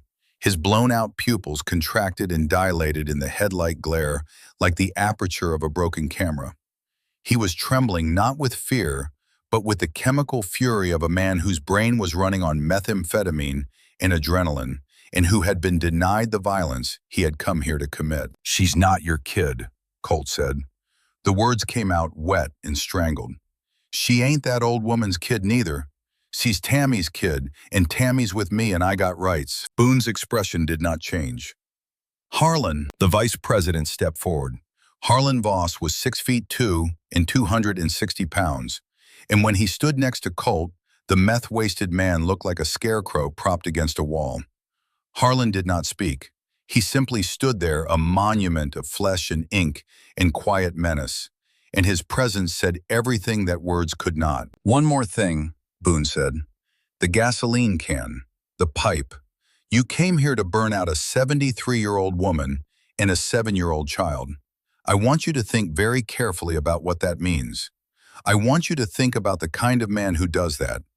And then I want you to get in your truck and drive away and spend whatever time you have left trying to become a different kind of man." Colt looked at the gasoline can on the gravel. He looked at the pipe on the hood of the sedan. He looked at his two companions, both of whom had retreated to the far side of the vehicles and were staring at the ground with the desperate concentration of men trying to become invisible. Something broke in Colt's face. It was not remorse. Men like Colt did not experience remorse. It was the collapse of a strategy, the implosion of a plan that had relied on isolation and darkness and the vulnerability of a single old woman. None of those conditions existed anymore. The isolation had been shattered by 29 motorcycles. The darkness had been obliterated by 29 headlights. And the vulnerable old woman was standing behind a 12-gauge shotgun inside a roadhouse that was now defended by a motorcycle club that had personal reasons to protect her. Colt backed toward his truck. He did not turn his back on Boone. He sidestepped across the gravel, his boots crunching in the silence, his blown-out eyes darting from face to face, as if memorizing each one for future retribution. He reached the truck, fumbled the door handle and pulled himself inside. The engine started with its familiar ragged cough. He backed out of the lot in a tight, angry arc, tires spraying gravel, and accelerated onto Route 66, heading west. The sedan followed 30 seconds later, the tall man and the heavy man scrambling inside and pulling out with the haste of men fleeing a crime scene. The sound of the engines faded into the desert night. The headlights on the motorcycles went dark one by one until the parking lot was swallowed again by starlight and silence. Boone walked back to the porch. He climbed the steps and pushed open the screen door. Loretta was standing behind the bar, Earl's shotgun in her hands, her face pale but composed. "He brought a gas can," Loretta said. Her voice was steady, but there was something underneath it, a vibration, the aftershock of realizing how close the night had come to a very different ending. "I know," Boone said. "He was going to burn my place down, with us inside." He was. Loretta set the shotgun on the bar. She pressed both palms flat on the oak surface and stood there for a moment, breathing. Then she looked up at Boone Kessler, and the expression on her face was no longer the careful composure of a woman managing a crisis. It was raw, undisguised gratitude, the kind that does not come easily to people who have spent their entire lives being the one who helps, rather than the one who needs help. "Thank you," she said. Boone shook his head. "Earl pulled my brother from a burning truck. The least I can do is keep his wife's place from burning." Loretta almost smiled. It was the ghost of a smile, the suggestion of one appearing for a fraction of a second before the weight of the night pressed it back down. "He would have liked you," she said. "He didn't like many people." "I would have liked him," Boone replied. "Come on, we're not done yet." Loretta looked at him. "What do you mean?" Boone sat on the bar stool. He folded his hands on the bar. His face was serious, the desert-carved lines deepening in the low light. "You said the girl's mother is in a trailer between here and Ash Fork. You said she hasn't come out of a bedroom in weeks. You said Colt keeps her there." Loretta nodded. "That man just tried to burn down a building with a child inside it," Boone said. "If he's willing to do that to a roadhouse full of witnesses, what's he willing to do to a woman locked in a trailer with nobody watching?" The question landed in Loretta's chest like a stone. She had been so focused on Sadie, so consumed by the immediate danger to the child in her care, that she had not followed the logic to its obvious conclusion. Tammy Briggs was alone. Colt was angry, humiliated, cornered, and running on methamphetamine. He had just been turned away from his target by 29 bikers. The rage that had been building all day had nowhere to go except back to the only person he could still reach. "We need to go get her," Loretta said. Boone nodded. "That's what I was thinking." He turned to Harlan. The VP was already standing, his massive arms crossed over his chest, his shaved head gleaming in the bar light. "Take Stone Roach and 4 others," Boone said. "Find the trailer. Bring the woman here." Harlan did not ask questions. He did not ask for an address or directions or a description. He simply nodded, pushed off the bar, and walked out the front door. Within 2 minutes, 7 motorcycles fired to life in the parking lot. Their headlights swept across the building as they pulled out in a tight formation and turned west on Route 66, disappearing into the darkness. Loretta watched them go. She stood at the window, her arms crossed over her chest, her reflection staring back at her from the dusty glass. An old woman in a blue work shirt with silver hair and the kind of expression that suggested she had passed through the far side of fear and arrived at something harder and more useful. "She might not want to come," Loretta said without turning from the window. "She might not," Boone agreed. "She's been with him long enough that she might not know the difference between staying and choosing. She might think she loves him. She might think she deserves it. She might." Loretta turned from the window.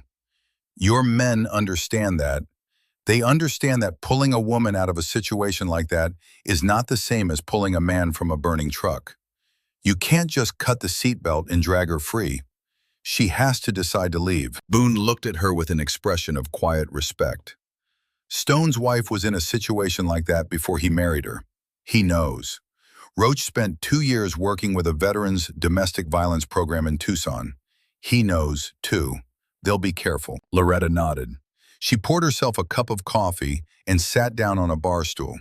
The clock read 12:23. The roadhouse was quiet except for the hum of the cooler and the faint sound of men talking in low voices on the porch outside. Sadie was still asleep in the booth, her small form a shadow beneath the flannel shirt, oblivious to the war being waged on her behalf. They waited. The desert night pressed against the windows, vast and dark and indifferent. Loretta drank her coffee and stared at the photograph that Boone had left on the bar, the one of Earl and Jesse Kessler beside the burning truck. She traced the outline of Earl's face with her eyes, following the lines she had memorized across 37 years of marriage. She thought about the things he had not told her, the secrets he had kept not out of deception, but out of modesty, out of a bone-deep conviction that doing the right thing did not require an audience. She wished she could talk to him. She wished she could sit in the booth where he died and tell him about the girl who had run through his door and the bikers who had come to repay a debt he never knew was owed. She wished she could tell him that his burned arms and his pocket knife and his willingness to run toward a fire instead of away from it had created a chain of consequence that stretched across 28 years and ended with a 7-year-old girl sleeping safely in his booth. But she could not talk to Earl. She could only do what Earl would have done. She could hold the fort. The motorcycles returned at 2:14 in the morning. Loretta heard them before she saw them, the familiar rolling thunder of Harleys at low speed approaching from the west. She went to the window, 7 headlights, and behind them, moving slowly, a vehicle she did not recognize. Harlan Voss was the first through the door. His face was tight, his jaw clenched, and there was something in his eyes that Loretta recognized as controlled rage. The look of a man who had seen something that had tested the limits of his composure. "We found her," Harlan said. Behind him, Stone Mercer came through the door carrying a woman. He carried her the way you carry something fragile, his enormous arms gentle beneath her shoulders and knees, his scarred face set in an expression of concentrated tenderness that looked almost painful on a man his size. The woman was thin, not thin in the way Colt was thin, stripped by chemicals. Thin in the way of starvation, of prolonged deprivation, the body consuming its own reserves because nothing else was available. She wore a bathrobe stained and torn, and her feet were bare. Her hair was dark, unwashed, hanging in limp curtains on either side of a face that was more bruised than skin. Loretta felt the rage come back stronger than before, a wave of fury so intense it made her vision swim. She gripped the edge of the bar and breathed through it. Stone set the woman on the bench of the booth across from Sadie. He did it with exquisite care, supporting her head, lowering her onto the vinyl, tucking the bathrobe around her legs. The woman did not resist. She did not speak. Her eyes were open, but they were not seeing the roadhouse. They were seeing something far away, something internal, the landscape of a mind that had retreated from the present because the present was unbearable. Roach came through the door next. The wiry former soldier was carrying a first aid kit and a bottle of water. He set them on the table and began examining the woman with the quiet efficiency of someone with field medical training. He checked her pulse, her breathing, her pupil response. He cleaned a cut above her left eye with antiseptic and applied a butterfly bandage. He checked her arms and found more bruises, a constellation of them running from her shoulders to her wrists, some old and faded yellow, some fresh and purple-black. "She's dehydrated," Roach said to Loretta, his voice low. "Malnourished, multiple contusions, possible cracked rib on the left side from the way she's breathing. She needs a hospital." "Did she say anything?" Loretta asked. "One thing," Roach said. He hesitated, something flickering behind his eyes. "When we opened the door to the trailer, when she saw us, she said, 'Don't let him take Sadie.' That's all she said." Loretta closed her eyes. She stood there behind the bar, both hands flat on the oak, eyes closed. and she let the sentence echo through her. Don't let him take Sadie. Not please help me, not save me. Don't let him take Sadie. A woman beaten nearly to nothing, locked in a trailer, starved and brutalized, and the only thought in her mind was the safety of her daughter. Loretta opened her eyes. She looked at the woman on the bench. She looked at Sadie asleep in the next booth, 3 feet away, separated by nothing but a wooden partition. Mother and daughter closer than they had been in weeks, and neither of them knew it. Tammy, Loretta said. She walked around the bar and knelt beside the booth, bringing her face level with the woman's. Tammy, my name is Loretta. Sadie is here. She's right here in the next booth. She's safe. She's been sleeping all evening, and she ate a good dinner, and she's wearing my warmest socks. Nobody is going to hurt her. Nobody is going to hurt you. Do you understand? Cammy Briggs blinked. Her eyes focused, slowly pulling back from whatever distant place they had been anchored. They found Loretta's face. They were brown eyes, flat and dull, but somewhere deep behind the damage, a spark caught. It was faint, barely visible, but it was there. Sadie, Tammy whispered. The name came out broken, a cracked vessel leaking the only thing it still contained. She's here, Loretta repeated. She's safe. A sound came from Tammy that was not a word. It was a release, a pressure valve opening after weeks of being sealed shut. She turned her face into the vinyl of the bench, and she wept. It was not dramatic weeping. There were no sobs, no cries, no shaking shoulders. The tears simply ran out of her eyes and soaked into the cracked vinyl, silent and endless, as if her body had been storing them for so long that they had lost the ability to make a sound. Loretta stayed beside her. She did not touch her. She simply knelt there, her arthritic knees screaming against the hardwood floor, and she let Tammy cry. She let the woman grieve for the weeks of captivity and the beatings and the locked doors and the helpless terror of knowing that her daughter was somewhere out in the desert and she could not reach her. She let her grieve for all of it, and she did not try to stop it, or fix it, or minimize it, because some grief was not meant to be managed. Some grief was meant to be witnessed. When the tears slowed, Loretta spoke again. We're going to take care of you. We're going to get you to a hospital and get you checked out and make sure you're all right. And when you're ready, you're going to see your daughter. But right now, I need you to drink some water and eat something. Can you do that? Tammy nodded. It was a small, weak motion, but it was a motion. It was a decision. It was the first voluntary act of a woman who had been denied the ability to make decisions for a very long time. Loretta brought water, chicken broth warmed on the stove, and crackers. She set them on the table and watched Tammy drink the water in slow, careful sips. The broth was harder. Tammy's hands shook so badly that Loretta held the mug for her, tipping it gently while Tammy swallowed. Boone Kessler watched from the bar. His face was unreadable, but his hands wrapped around his coffee mug had gone white at the knuckles. He looked at Harlan. The trailer, Boone said quietly. What did you find? Harlan's jaw tightened. Padlock on the outside of the bedroom door. Windows boarded from the outside. No food in the kitchen except a box of stale crackers and an empty jar of peanut butter. The bathroom faucet was the only water source. He left a bucket in the corner of the bedroom. Boone said nothing. He looked at the coffee in his mug. He looked at the bruised woman drinking broth from a cup held by a 73-year-old roadhouse owner. He looked at the sleeping child in the next booth. Then he set his jaw and reached for his phone. I'm calling a friend, he said. Retired paramedic, lives in Ash Fork. He'll be here in 30 minutes. The paramedic arrived in 25. His name was Tucker Grady, and he was a lean, quiet man in his 60s with a medical bag that looked like it had been to war and back. He examined Tammy with professional efficiency, checking her vitals, palpating her ribs, shining a penlight into her eyes. He confirmed what Roach had suspected: dehydration, malnutrition, multiple contusions, a cracked rib on the left side.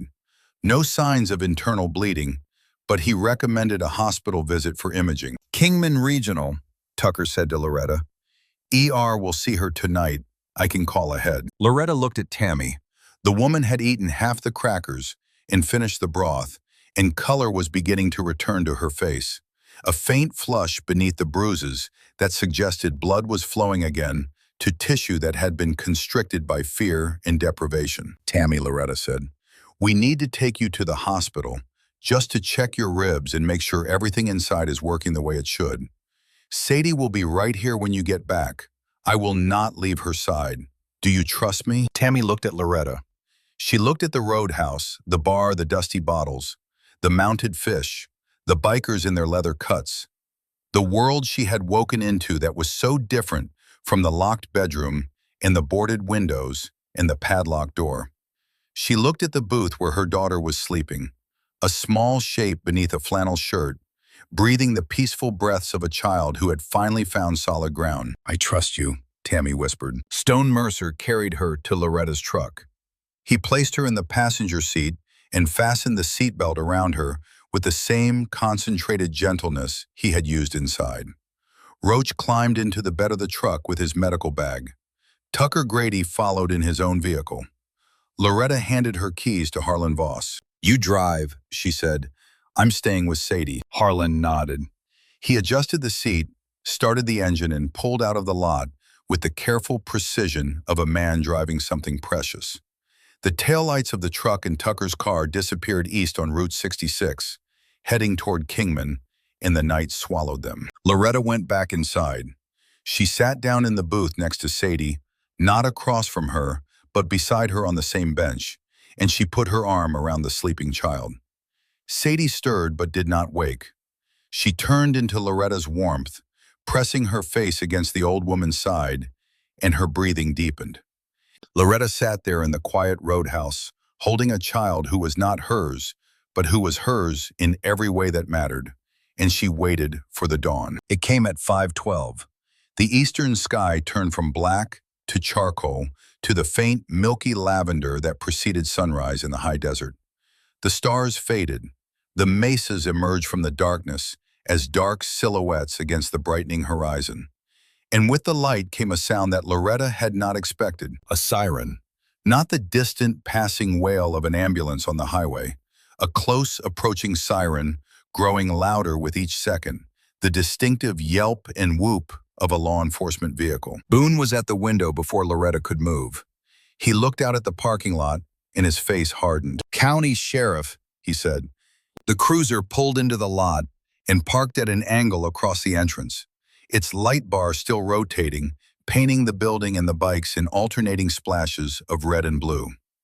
The driver's door opened, and a man stepped out. Sheriff Dale Pruitt was 57 years old, thick through the middle, with a broad, sunburned face beneath a tan Stetson that sat on his head like it had been born there. He wore the standard Yavapai County uniform, tan shirt and dark trousers, and a gun belt that creaked with the weight of a sidearm, cuffs radio, and the accumulated authority of 12 years in office. He walked toward the roadhouse with the slow, bow-legged stride of a man who had spent more time in a patrol car than on a horse, but wanted everyone to think it was the other way around. Loretta met him at the door. She stood on the porch, her arms at her sides, her face composed. Behind her, Boone leaned against the doorframe, his arms crossed. "Morning, Loretta," Pruitt said. He tipped his hat in a gesture that was automatic rather than respectful. "Got a call about a disturbance out here." "From who?" Loretta asked. "From a citizen who says you're holding his girlfriend's kid without authorization. Says you threatened him with a firearm and that a group of bikers assaulted him and his associates on your property." Loretta looked at Pruitt. She studied his face the way she had studied Colt's face the morning before reading the terrain, looking for the truth beneath the surface. What she found did not surprise her.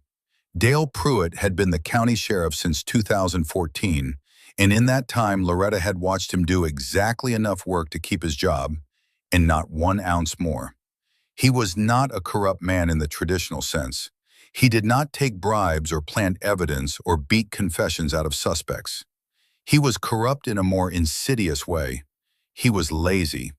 He followed the path of least resistance, and the path of least resistance in a rural county meant siding with whoever made the most noise and the fewest demands.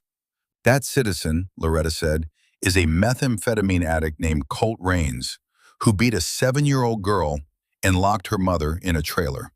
The girl has a bruise on her face the size of a plum. The mother has a cracked rib, and she's currently at Kingman Regional, being treated for injuries sustained while being held prisoner in her own home. And the disturbance your citizen is reporting was his attempt to burn down my roadhouse with a gas can and a pipe at midnight last night. Pruitt's face did not change. He processed the information with the blank, mechanical efficiency of a man who was already looking for reasons to disbelieve it. That's a lot of allegations, Loretta, he said. You got proof. I have a 7-year-old child with a handprint bruise on her face, sleeping in a booth inside my bar. I have a woman on her way to a hospital with injuries consistent with weeks of physical abuse. I have a gasoline can sitting in my parking lot that Colt's friend dropped when 29 men in leather cuts convinced him it was a bad idea to set fire to an occupied building. And I have my own testimony, which I will swear to under oath, that Colt Rains threatened me, threatened the child, and returned in the middle of the night with the means and the intent to commit arson. Pruitt looked past Loretta to Boone Kessler, who had not moved from the doorframe. He looked at the row of motorcycles in the lot.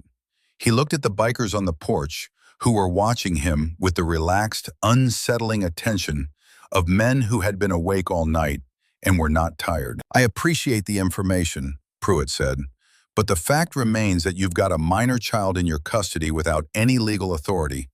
The child has a living parent. The boyfriend may have issues, but until there's a court order, the child belongs with her mother. Her mother is in the emergency room. Then the child should be with CPS until her mother is released. Loretta felt the fury build again, but this time she did not try to control it. She let it rise, let it fill her voice, let it sharpen every word into something that could cut. You listen to me, Dale Pruitt. I have known you for 20 years. I voted for you twice, and I regretted it both times. That child came to me bleeding and terrified, and I fed her and cleaned her and kept her safe when nobody else in this county lifted a finger.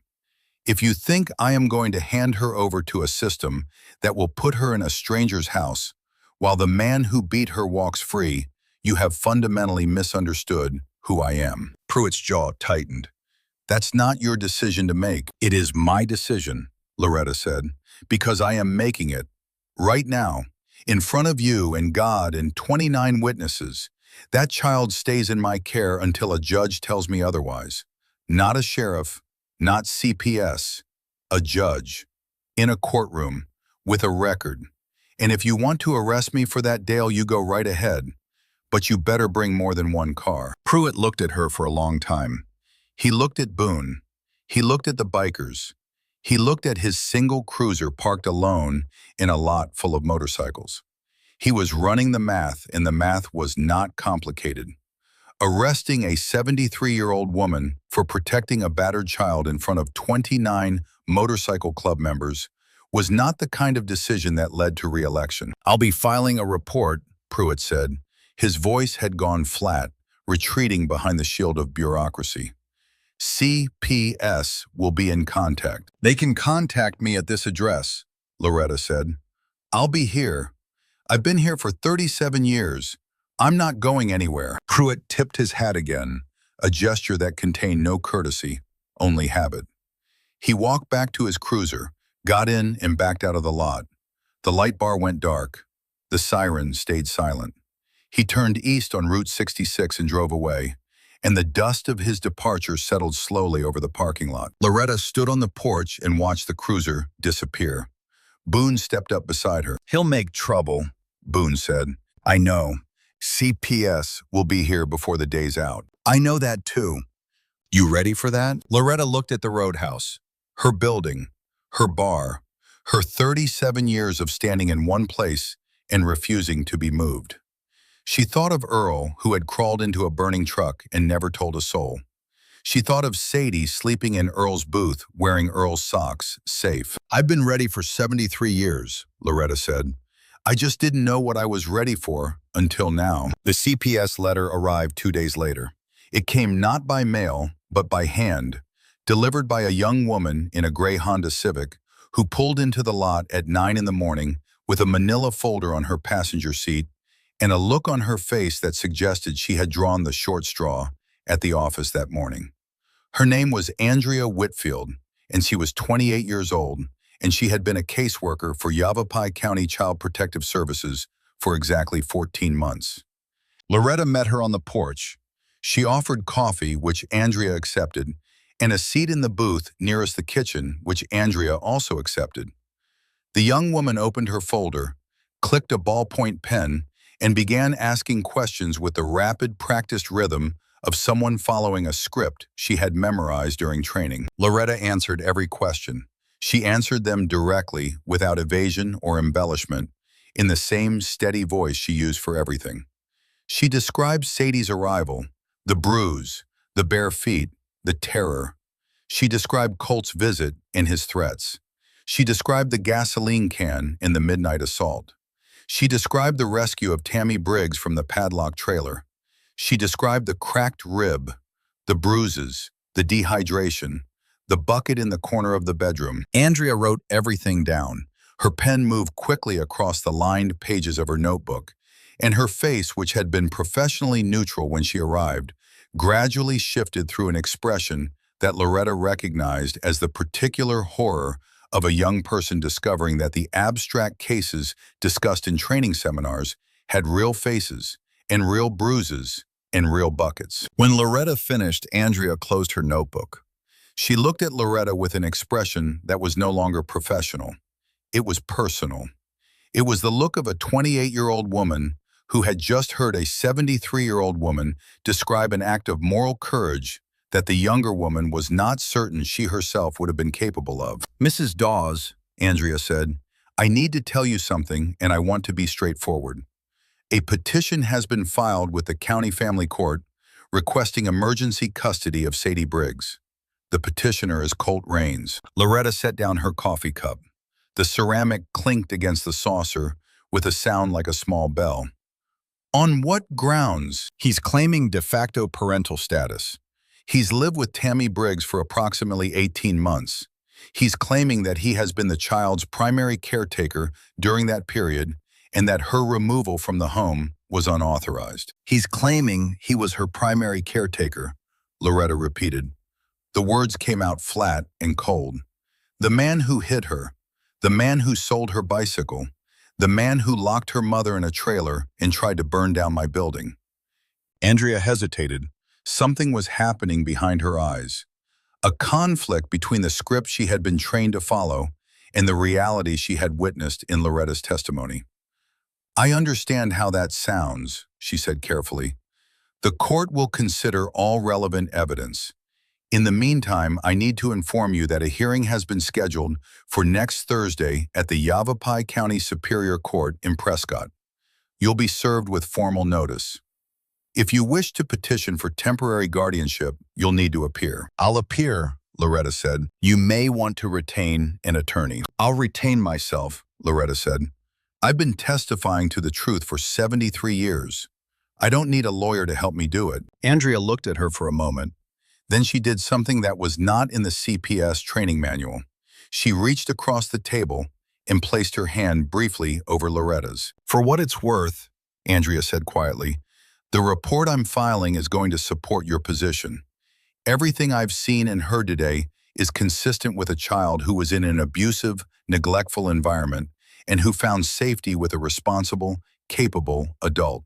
That's what my report will say." "Thank you," Loretta said. "But you should know that Colt Raines has an attorney, a man named Howard Sloan out of Prescott.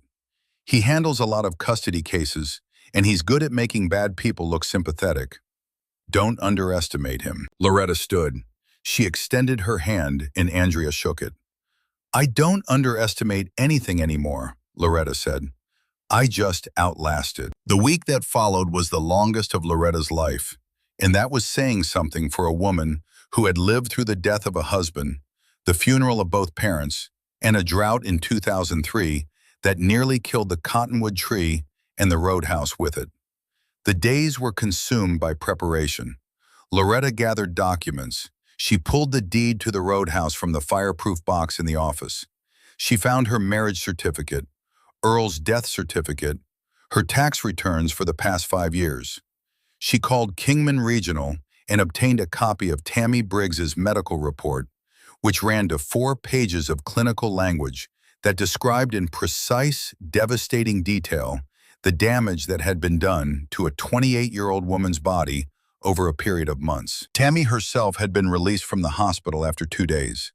She was staying at the roadhouse, now sleeping in the small apartment above the bar that Loretta had used as storage for 20 years, and had cleared out and furnished with a bed, a dresser, and a reading lamp from the Goodwill in Kingman. Tammy was fragile. She moved through the roadhouse like a ghost, thin and pale, and startled by sudden noises, flinching when the screen door slammed.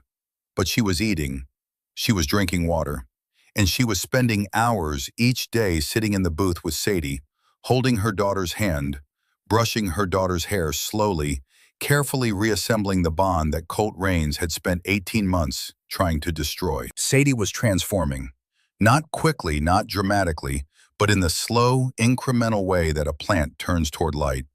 She still flinched at loud voices. She still checked the parking lot through the window 10 times a day. She still slept curled in a tight ball with her arms wrapped around her knees. But she was talking more. She was eating 3 meals a day. She was wearing clean clothes that Loretta had bought at the Walmart in Kingman, a pair of jeans and 2 t-shirts and a pair of sneakers that fit. And she was helping. She dried dishes. She folded napkins. She swept the floor behind the bar with a broom that was taller than she was, pushing it with both hands, her face set in an expression of fierce concentration that made Loretta's heart ache. The Desert Kings had not left. Boone had reduced the contingent, sending most of the club back to Prescott, but he kept 8 men at the roadhouse on a rotating basis. They slept in the parking lot on bedrolls laid out beside their bikes, or in the storage shed behind the building, which they had cleaned out and fitted with cots and a portable fan. They ate at the bar, paid for their meals, and treated Loretta with a deference that bordered on reverence. They treated Sadie with a gentleness that was almost comical coming from men with their particular resume of scars and tattoos and criminal records. One of them, a younger man named Webb Calloway, the prospect had discovered that Sadie liked to draw. He bought a sketch pad and a box of colored pencils at the general store in Seligman and left them on her table without a word. Sadie drew pictures of horses and cactuses and a purple bicycle with a bell and a basket.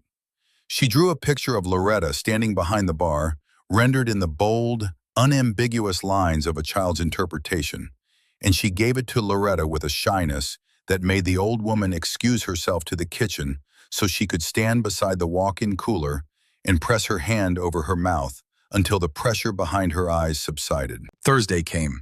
The morning of the hearing was cool for late July, a mercy from a desert that rarely granted them. Loretta dressed in the best clothes she owned, a white blouse, a dark blue skirt she had last worn to Earl's funeral, and a pair of low-heeled shoes that pinched her toes but looked respectable. She braided her silver hair and pinned it at the nape of her neck. She looked at herself in the bathroom mirror and saw an old woman with a tired face and stubborn eyes, and absolutely no intention of losing. Sadie wore the new jeans and a blue t-shirt with a butterfly on the front. Loretta had washed and brushed her hair until it shone.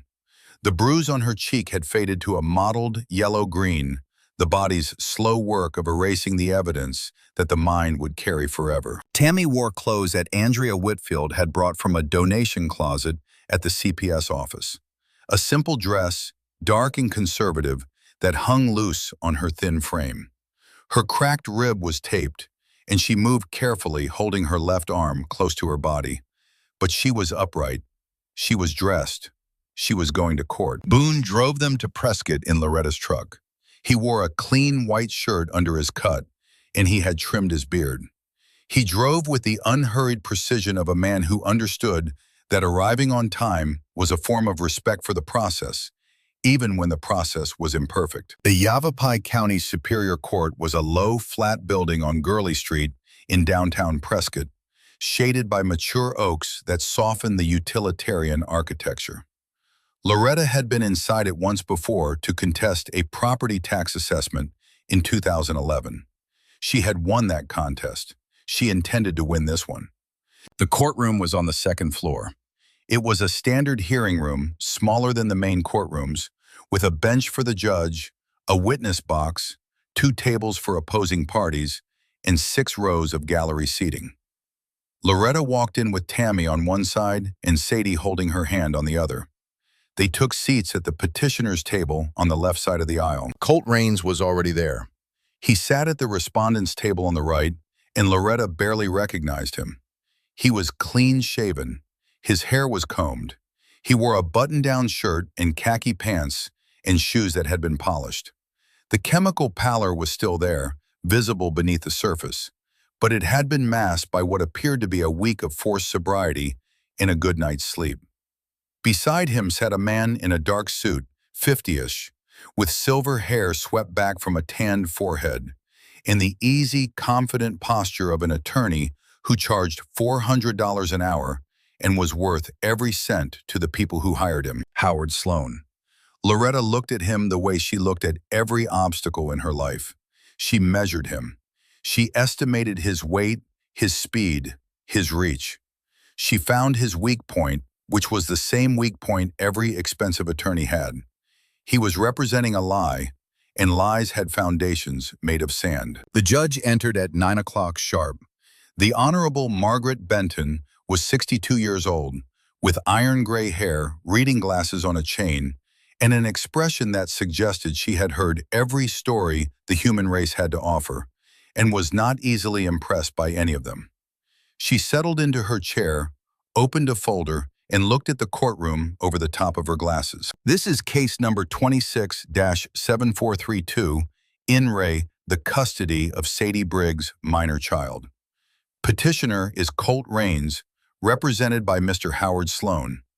Respondent is Loretta Dawes, appearing pro se. Also present is Tammy Briggs, biological mother of the child. Is that correct? Yes, Your Honor, said Howard Sloan, rising to his feet.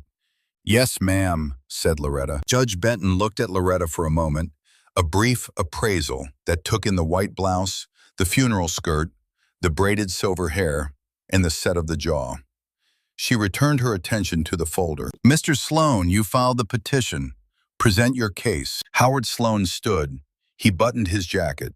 He addressed the court with the smooth, measured cadence of a man who had given 1,000 such presentations. He described Colt Raines as a concerned partner who had been caring for Sadie Briggs while her mother dealt with health issues. He described Sadie's departure from the home as unauthorized and potentially dangerous, a 7-year-old walking alone on a highway at night. He described Loretta's intervention as well-meaning but legally improper, an elderly woman with no familial relationship taking custody of a child without legal authority. He described the Desert Kings Motorcycle Club as an intimidating presence that had prevented Colt from peacefully retrieving the child. He spoke for 12 minutes. He was good. His voice was calm, reasonable, sympathetic. He painted Colt Raines as a flawed but devoted man caught in a difficult situation, and he painted Loretta as a kindly grandmother figure who had overstepped her authority out of misguided compassion. When he sat down, Judge Benton turned to Loretta. Mrs. Dawes, your response. Loretta stood. She did not have notes. She did not have a prepared statement. She had 73 years of living and the truth, and she had learned a long time ago that the truth did not need rehearsal. Your Honor, Loretta said, my name is Loretta Dawes. I've owned and operated Dawes Place, a roadhouse on Route 66 east of Seligman, for 37 years. I've never been arrested. I've never been sued. I've paid my taxes every year, and I've served breakfast to every person who walked through my door, regardless of who they were or where they came from. She paused. She looked at Colt Raines, who was staring at the table in front of him with the focused intensity of a man trying very hard not to meet anyone's eyes. 8 days ago, a 7-year-old girl ran into my roadhouse barefoot at 8 in the morning. She had a bruise on her face the size of a man's hand. She was starving. She was terrified. She crawled behind my bar and hid in the space between the ice bin and the beer cooler because she had learned that hiding in small spaces was the only way to survive in her own home. Loretta turned back to the judge. That child told me that the man at that table hit her. She told me he sold her bicycle, the one her grandmother bought her for her birthday. She told me her mother had not come out of a bedroom in weeks. I fed her. I cleaned her. I put bandages on her feet. And when that man came to my door demanding her back, I stood between him and that child with my husband's shotgun, and I told him to leave. Your Honor, I object to this characterization, Howard Sloan said, rising. There is no evidence that my client physically harmed the child. The alleged bruise could have resulted from any number of causes. Judge Benton looked at Sloan over her glasses. Mr. Sloan, you will have an opportunity to cross-examine. Mrs. Dawes continued. Loretta continued. She described the midnight attack, the gasoline can, the pipe, the two accomplices. She described the rescue of Tammy Briggs from the padlocked trailer, the boarded windows, the empty kitchen, the bucket. She described the medical report from Kingman Regional, and she produced a copy from her folder and handed it to the bailiff, who passed it to the judge. Judge Benton read the medical report. She read it slowly, turning each page with deliberate care, and as she read, her expression, which had been judicial and neutral, underwent a subtle but unmistakable shift. It was not dramatic. Judges were trained to maintain composure, but there was a tightening around her eyes, a slight forward lean, a focused intensity that suggested the contents of those 4 pages had moved the needle on her assessment of the case. She set the report down. Mrs. Dawes, is there anything else you'd like to add? Yes, Your Honor. I'd like to call a witness. This is a custody hearing, not a trial, Mrs. Dawes, but I'll allow it. Who is your witness? Loretta turned to the gallery. She had not looked at it since entering the courtroom. Now she looked, and what she saw made the corners of her mouth lift in the first genuine smile she had allowed herself in 8 days. The gallery was full. Every seat in all 6 rows was occupied. 37 men in leather cuts sat shoulder to shoulder in the wooden pews, their road-tanned faces solemn and attentive, their hands folded in their laps or resting on their knees. They had come from Prescott, all of them, the full chapter of the Desert Kings, plus 8 from a brother chapter in Flagstaff. They filled the gallery the way they had filled the roadhouse, with a quiet, massive, unmistakable presence that changed the weight of the room. Boone Kessler sat in the front row. He wore his clean white shirt and his cut, and his iron gray hair was pulled back in its usual ponytail. His face was calm. His hands were folded. He looked like a man sitting in church, waiting for the sermon to begin. I'd like to call Boone Kessler, Loretta said. Boone rose. He walked to the witness box with the same unhurried, deliberate stride he brought to everything. He sat down. He placed his hands on the wooden rail. He looked at the judge. Mr. Kessler, Judge Benton said, please state your name and your relationship to the parties in this case. Boone Kessler, ma'am, president of the Desert Kings Motorcycle Club out of Prescott. I have no blood relationship to Mrs. Dawes or to the child, but I owe her husband a debt that I can never repay. Explain. Boone reached into the inside pocket of his cut and produced the laminated photograph. He held it up so the judge could see it. August 14th, 1998. My brother Jesse Kessler was driving a grain hauler on Interstate 40 between Seligman and Kingman. A semi crossed the median and hit him head-on. The cab caught fire. Jesse was pinned. A truck driver named Earl Dawes saw the fire. He pulled over. He ran to the wreck. He crawled into a burning cab, cut my brother's seatbelt with a pocket knife, and dragged him out through the windshield. He burned both his arms doing it. The fuel tank blew 90 seconds later. The courtroom was silent. Boone set the photograph on the rail of the witness box. Jesse's alive. He lives in Prescott. He has 3 children and a feed store and a scar on the right side of his face. He's alive because Earl Dawes ran toward a fire that everyone else was running away from. I've been looking for Earl Dawes for 28 years. I found his wife 8 days ago standing behind the bar of the roadhouse Earl built protecting a beaten child with Earl's shotgun. Boone looked at Loretta. Then he looked at Colt Raines. Then he looked at the judge. Your Honor, I've seen a lot of things in my life. I've seen good men do terrible things, and terrible men do nothing at all. But I have never seen anything like what I saw in that roadhouse. I saw a 73-year-old woman stand alone against a man who beats children with nothing but a shotgun and 60 years of not backing down. I saw her feed a starving child and clean her wounds and hold her while she slept.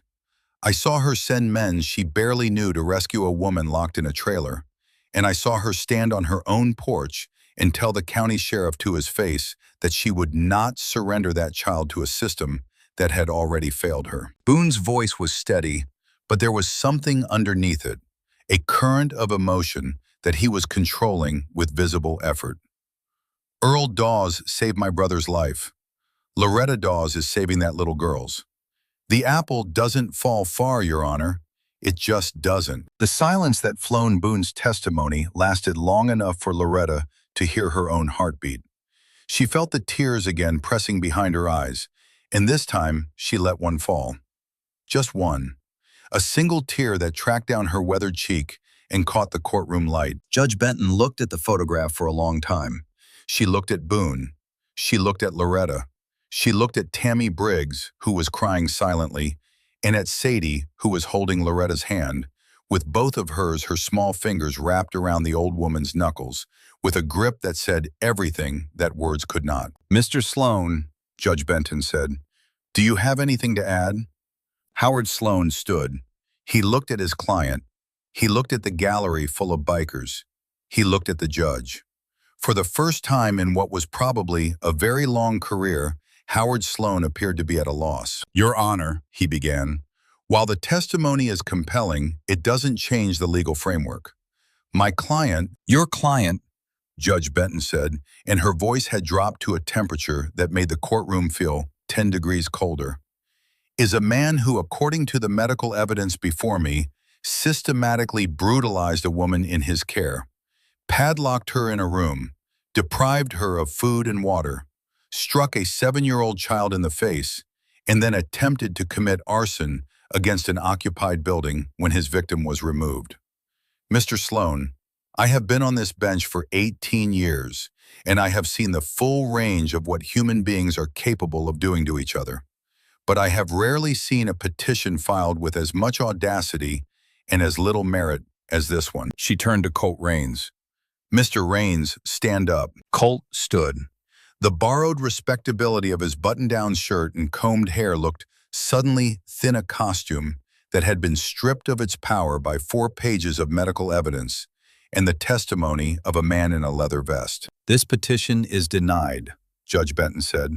Furthermore, based on the evidence presented, I am issuing a temporary emergency protective order granting physical custody of Sadie Briggs to Loretta Dawes, effective immediately, pending a full custody hearing to be scheduled within 60 days. Tammy Briggs is welcome to reside with the child during this period if she chooses. She looked at Colt. Mr. Raines, you are prohibited from approaching within 500 feet of Sadie Briggs, Tammy Briggs, Loretta Dawes, or the property known as Dawes Place. Violation of this order will result in immediate arrest and criminal contempt charges. Additionally, I am referring the evidence in this case to the Yavapai County Attorney's Office for review of potential criminal charges, including assault, false imprisonment, child abuse, and attempted arson. She paused. Is there anything else, Mr. Sloan? Howard Sloan was already closing his briefcase. No, Your Honor. Then we are adjourned. The gavel fell. The sound cracked through the courtroom like a gunshot, sharp and final and absolute. What happened next happened fast. Colt Raines, who had been standing rigid behind the respondent's table, with his fists clenched at his sides and his chemical-ravaged brain computing the magnitude of what had just occurred, made a decision. It was not a rational decision.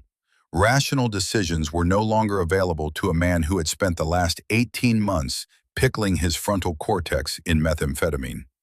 It was a decision born of rage and humiliation, and the total catastrophic collapse of every structure of control that had defined his life. He lunged.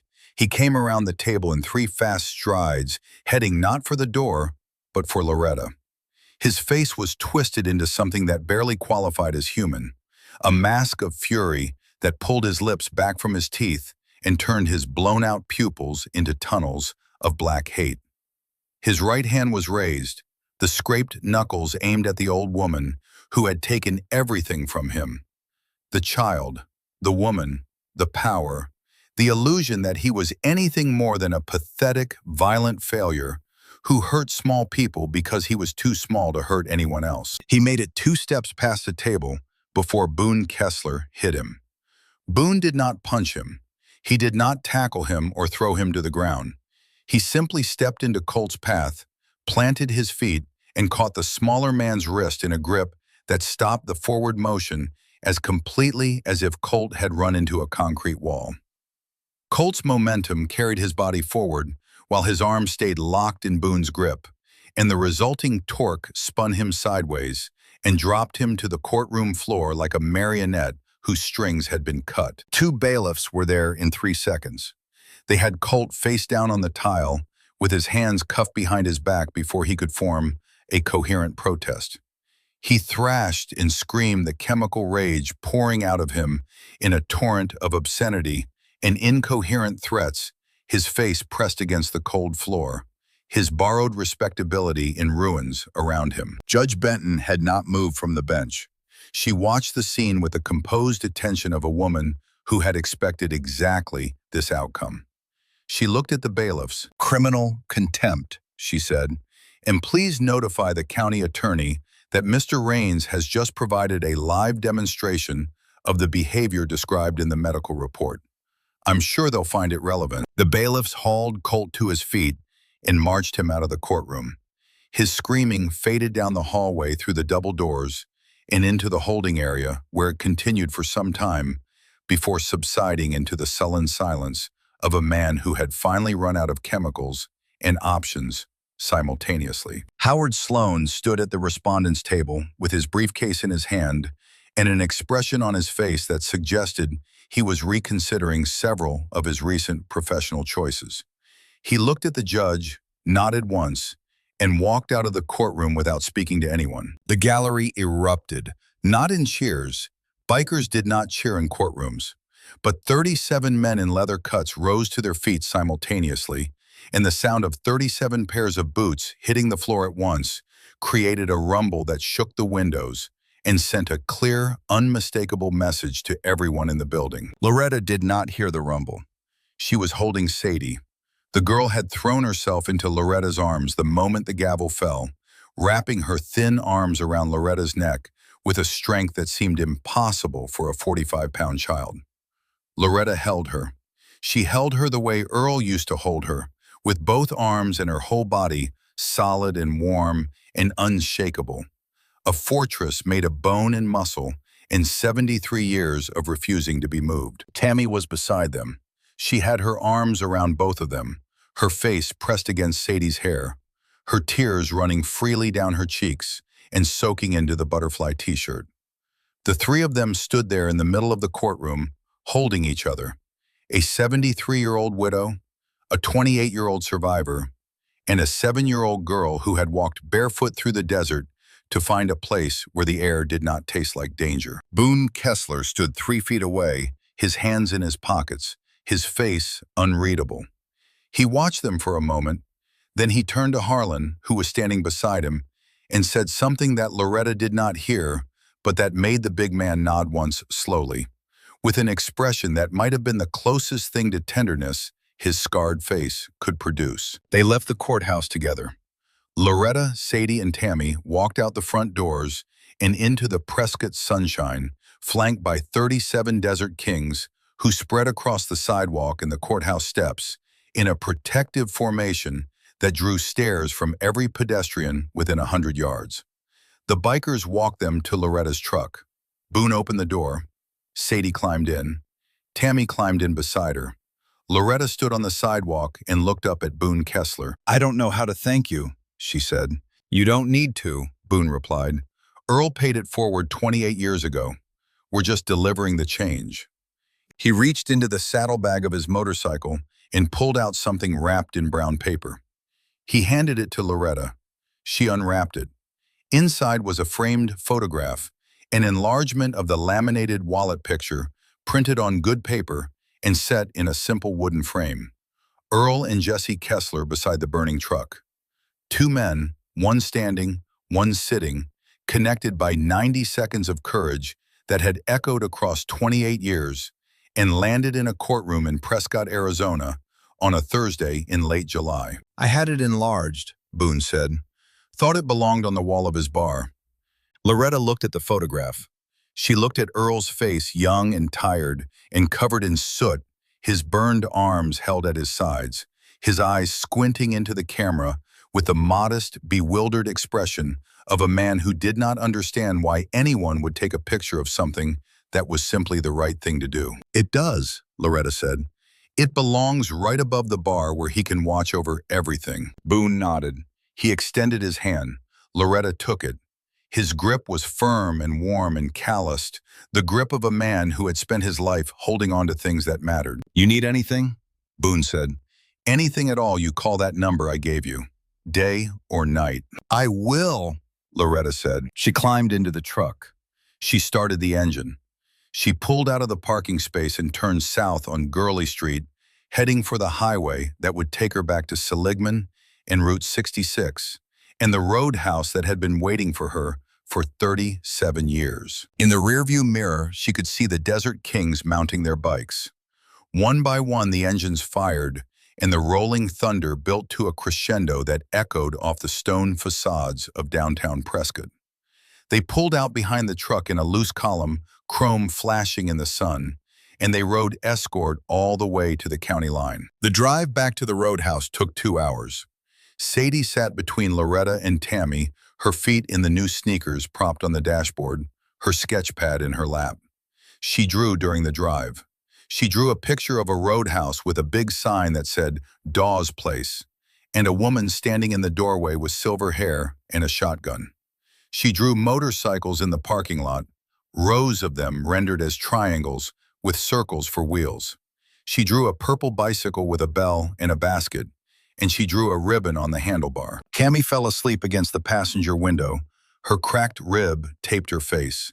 Turned toward the desert, her breathing the deep, untroubled rhythm of a woman who had been released from a cage and was still learning how to believe it. Loretta drove. She drove with one hand on the wheel and the other resting on Sadie's knee, feeling the warmth of the child through the new jeans. She drove through the high desert country that she had called home for 73 years, past the red mesas and the juniper stands and the long, straight stretches of highway that ran toward the horizon like a promise.